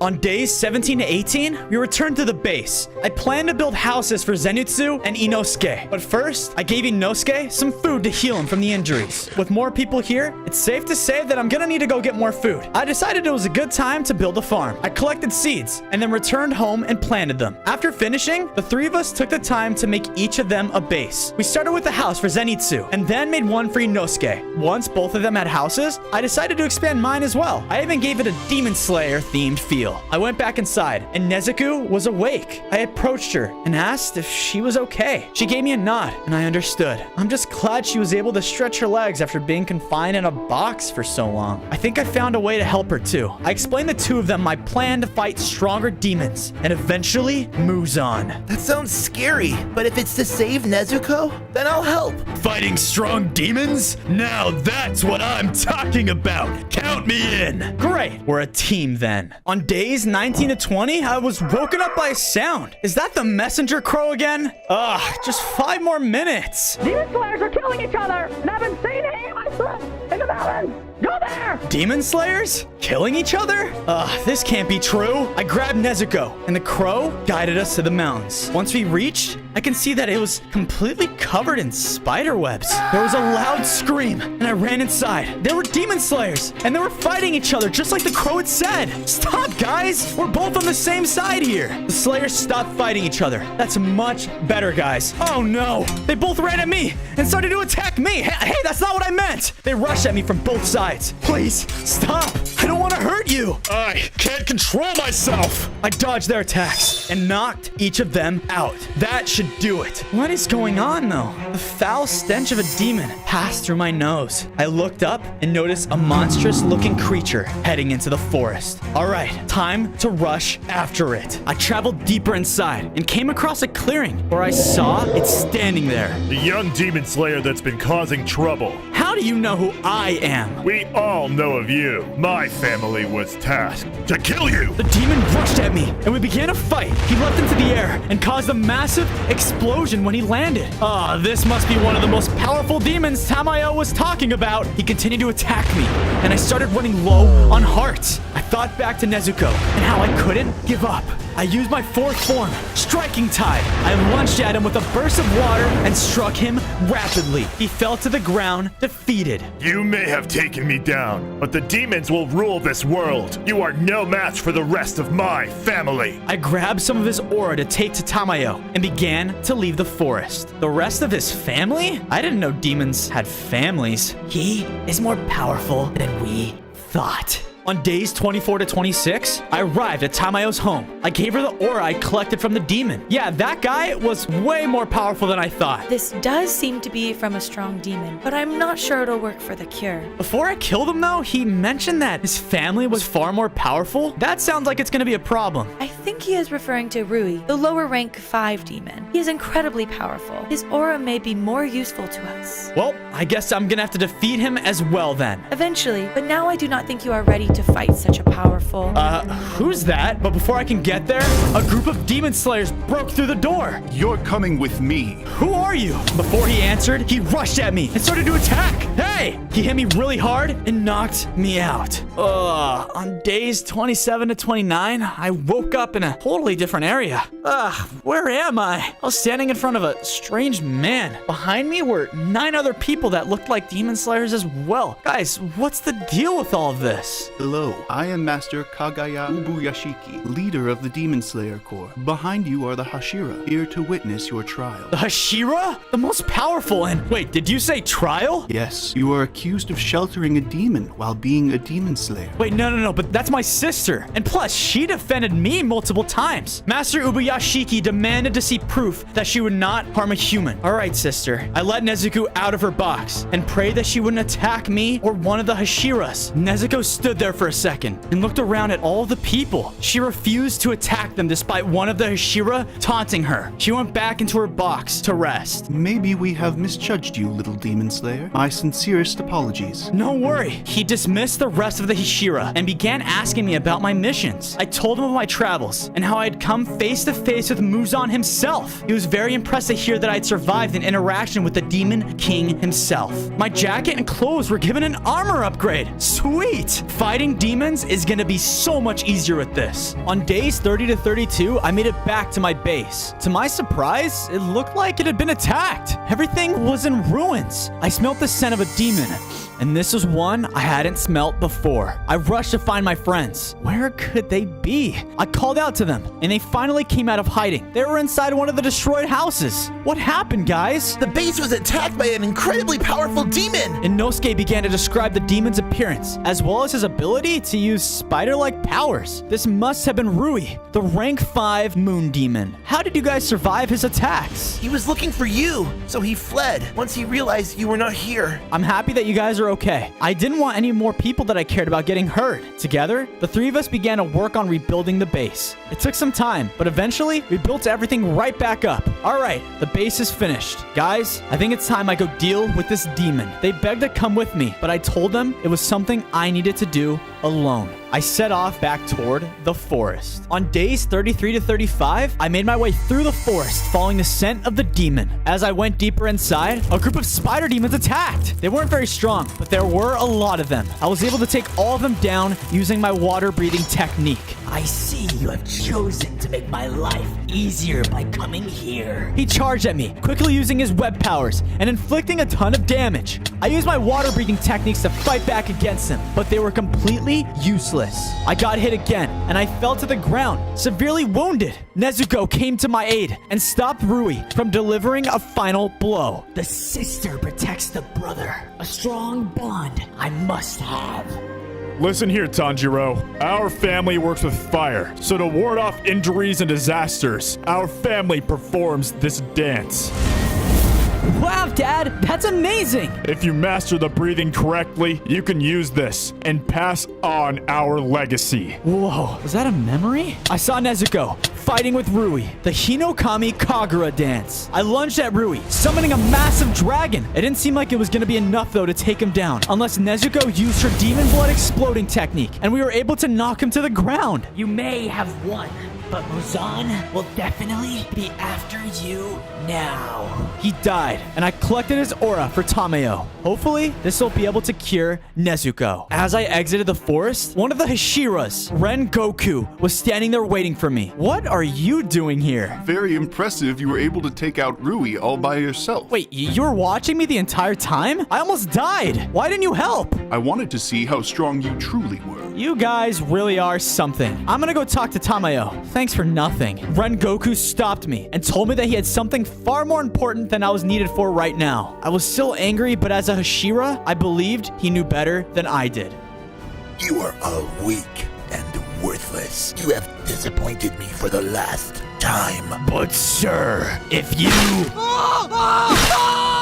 You don't seem afraid of death. I have a task for you. Anything you ask of me. On days 39 to 41, Ren Goku led me back to Master Ubuyashiki. He began to explain that Muzan was growing more and more powerful and creating more demons to attack the world. It is only a matter of time before he is too strong for us to defeat. Well, how are we gonna stop him then? We need to locate his base and weaken his demon core. Ubuyashiki was hoping with my nose I would be able to locate his base and we can formulate a plan to take him out. I told him I would do my best to locate it, and I could even recruit some of my friends to help me as well. He was happy I was willing to help and gave me some golden apples as a thank you. Now, get a move on. We're all counting on you. Thank you. I'll do my best. I promise. I rushed off toward my base to ask my friends for help.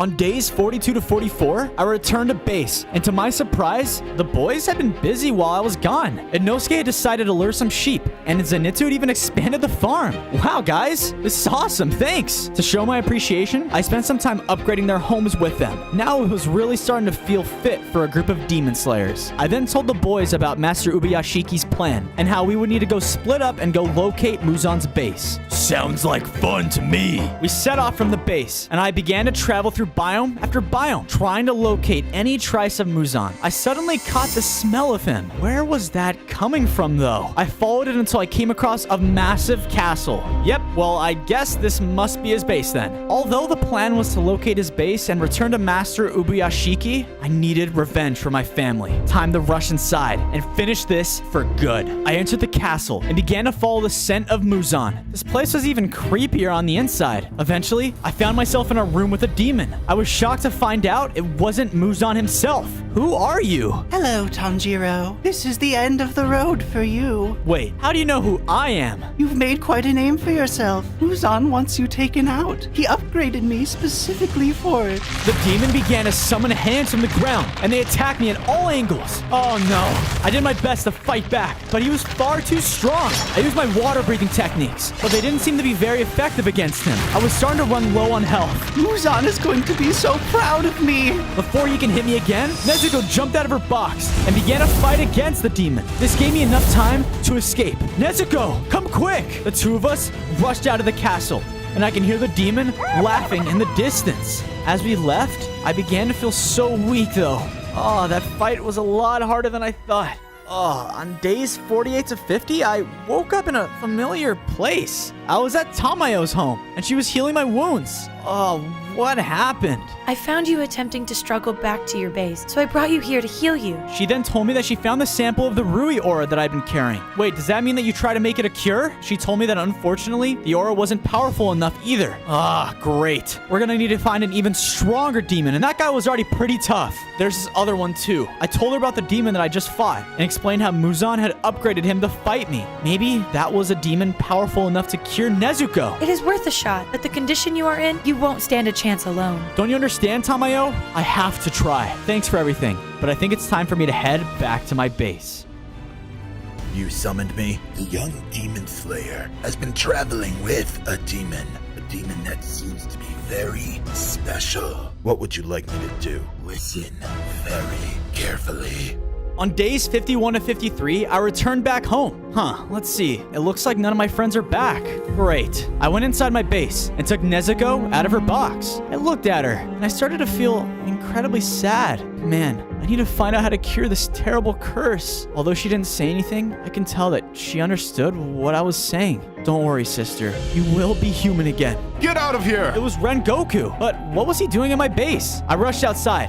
Hey, why are you here? Master Ubuyashiki sensed you were in grave danger from a very powerful demon. Oh, about that. I quickly caught him up about my run-ins with this demon. He then told me he would go and fight the demon alone. Hey, that is not a good idea, okay? You're gonna need help, and I'm gonna be the one to help you. It's about your sister, isn't it? Yeah, it is. I need to cure her, okay? He didn't say anything, but finally motioned for me to come with him. Great. I began to lead him toward the demon. On days 54 to 56, Rengoku and I made our way back to the castle. I guided him to where the demon was originally, but oh no, he's not here. Where could he have gone? Looking for someone? I looked up and noticed the demon was above us. He used his demon hand abilities to separate Rengoku and I. I was trapped on one side with the demon, and he was on the other side, having to fight off against the demon's hands. We engaged in combat, and I could tell I was still outmatched significantly, but I had to keep fighting. Nezuko's life depended on it. I ate one of my golden apples and started to feel much stronger. Give up now. Make this easy. No, I will never give up. I called out for Nezuko, and she came to my aid. Together, fighting side by side, we stood more of a chance against this demon. Nezuko was hit to the side. No!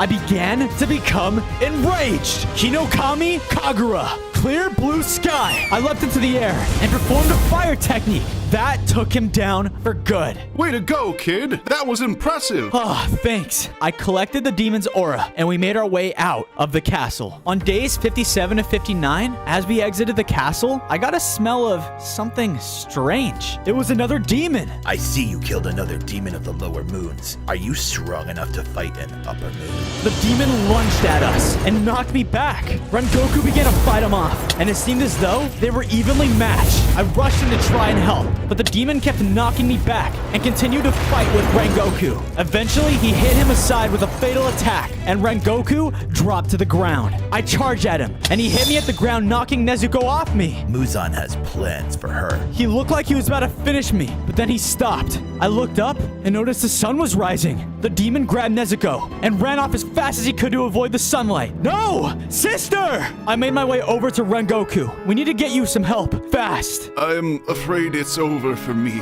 I believe in you. I believe in Nezuko, and know you will both make this right. He died due to his injuries. No, I promise. You will not die in vain. On days 60 to 62, I returned to my base, feeling defeated. I just lost my sister and I failed to save one of the Hashiras. To clear my head, I decided to make a monument in Rengoku's honor. He said he believed in me. And you know what? I needed to start believing in myself. As I was finishing the monument, my friends returned and told me they had good news. I could really use some of that right now. I think we found Muzan's hideout. Wait, really? That was good news. Where is it? Inosuke began to explain that he could sense a very powerful demon in this tower. Sure enough, they waited there until nighttime, and they spotted a demon entering the tower. They began to describe the demon, and it was the same demon I'd seen all those days ago. It was Muzan himself.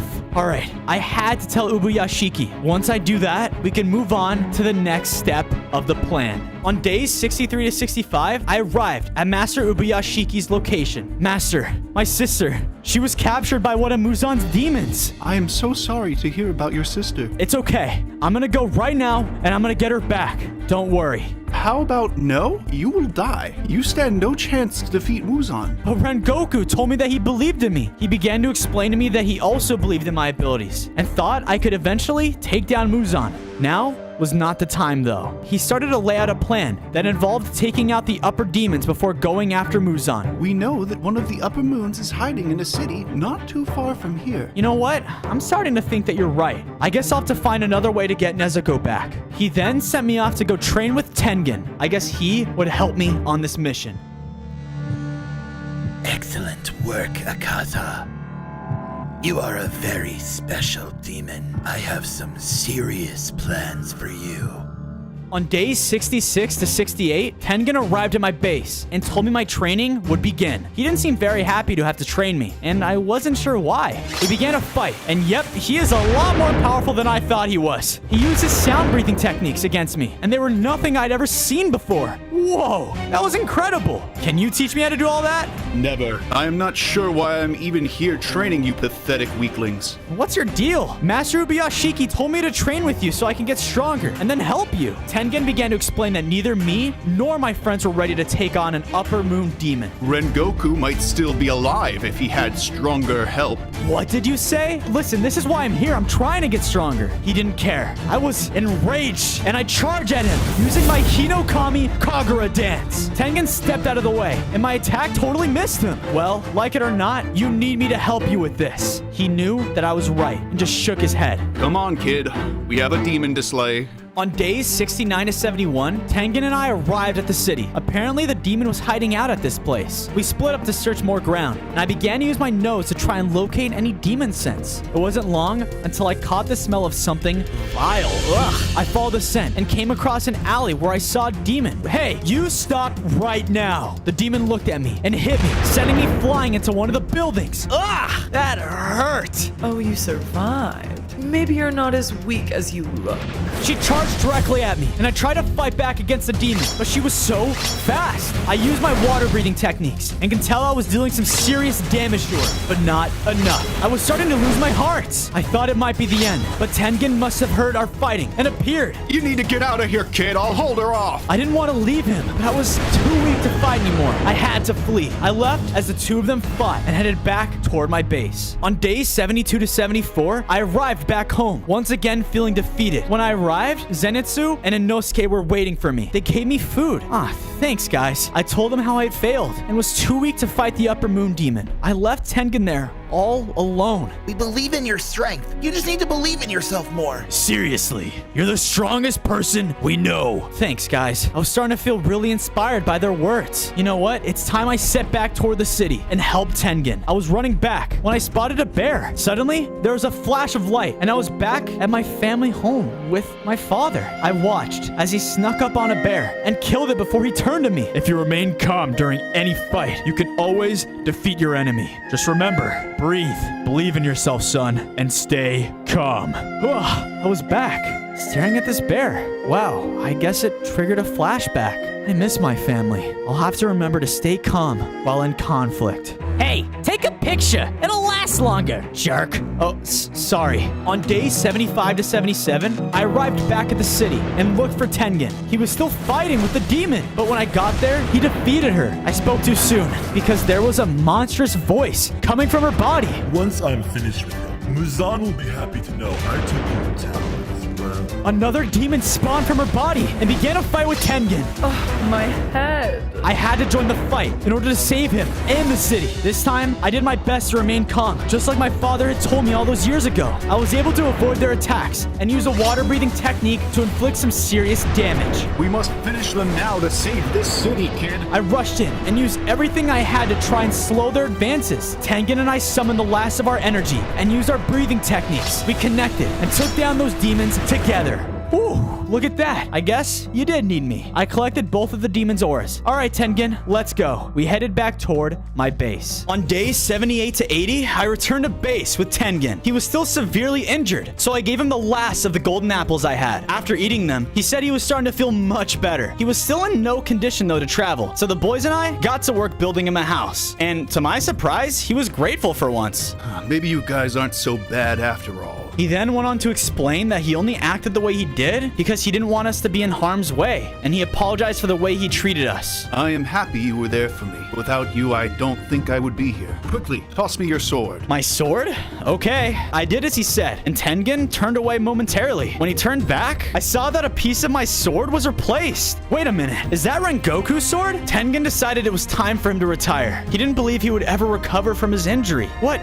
You can't be serious. We still need your help. I want you all to know, Rengoku would be very proud of you all right now. We all thanked Tengen for his kind words, and honestly, for inspiring us to be better Demon Slayers. On days 81 to 85, I was preparing to travel to Master Ubuyashiki's. I needed to deliver the good news of the Upper Moon's death. My preparation, though, was interrupted by someone, and whoever it was, he was standing outside my base. Excuse me, can I help you? Do you like what you see? Wait, it was Muzan! But how? How are you out during the daylight? This is impossible! Your sister provided me with everything I need to take my last weakness away. Now the world will see the true wrath of demons. Nezuko stepped out from behind him, and she was working with him? I pleaded with her, please, don't do this! Muzan commanded her to attack me, and she rushed toward me, using her blood demon techniques. I continued to beg her to stop. This isn't you, sister! But I think she was brainwashed. I didn't want to hurt her, so I turned my attention to Muzan. I rushed at him, and used my water breathing techniques, but he easily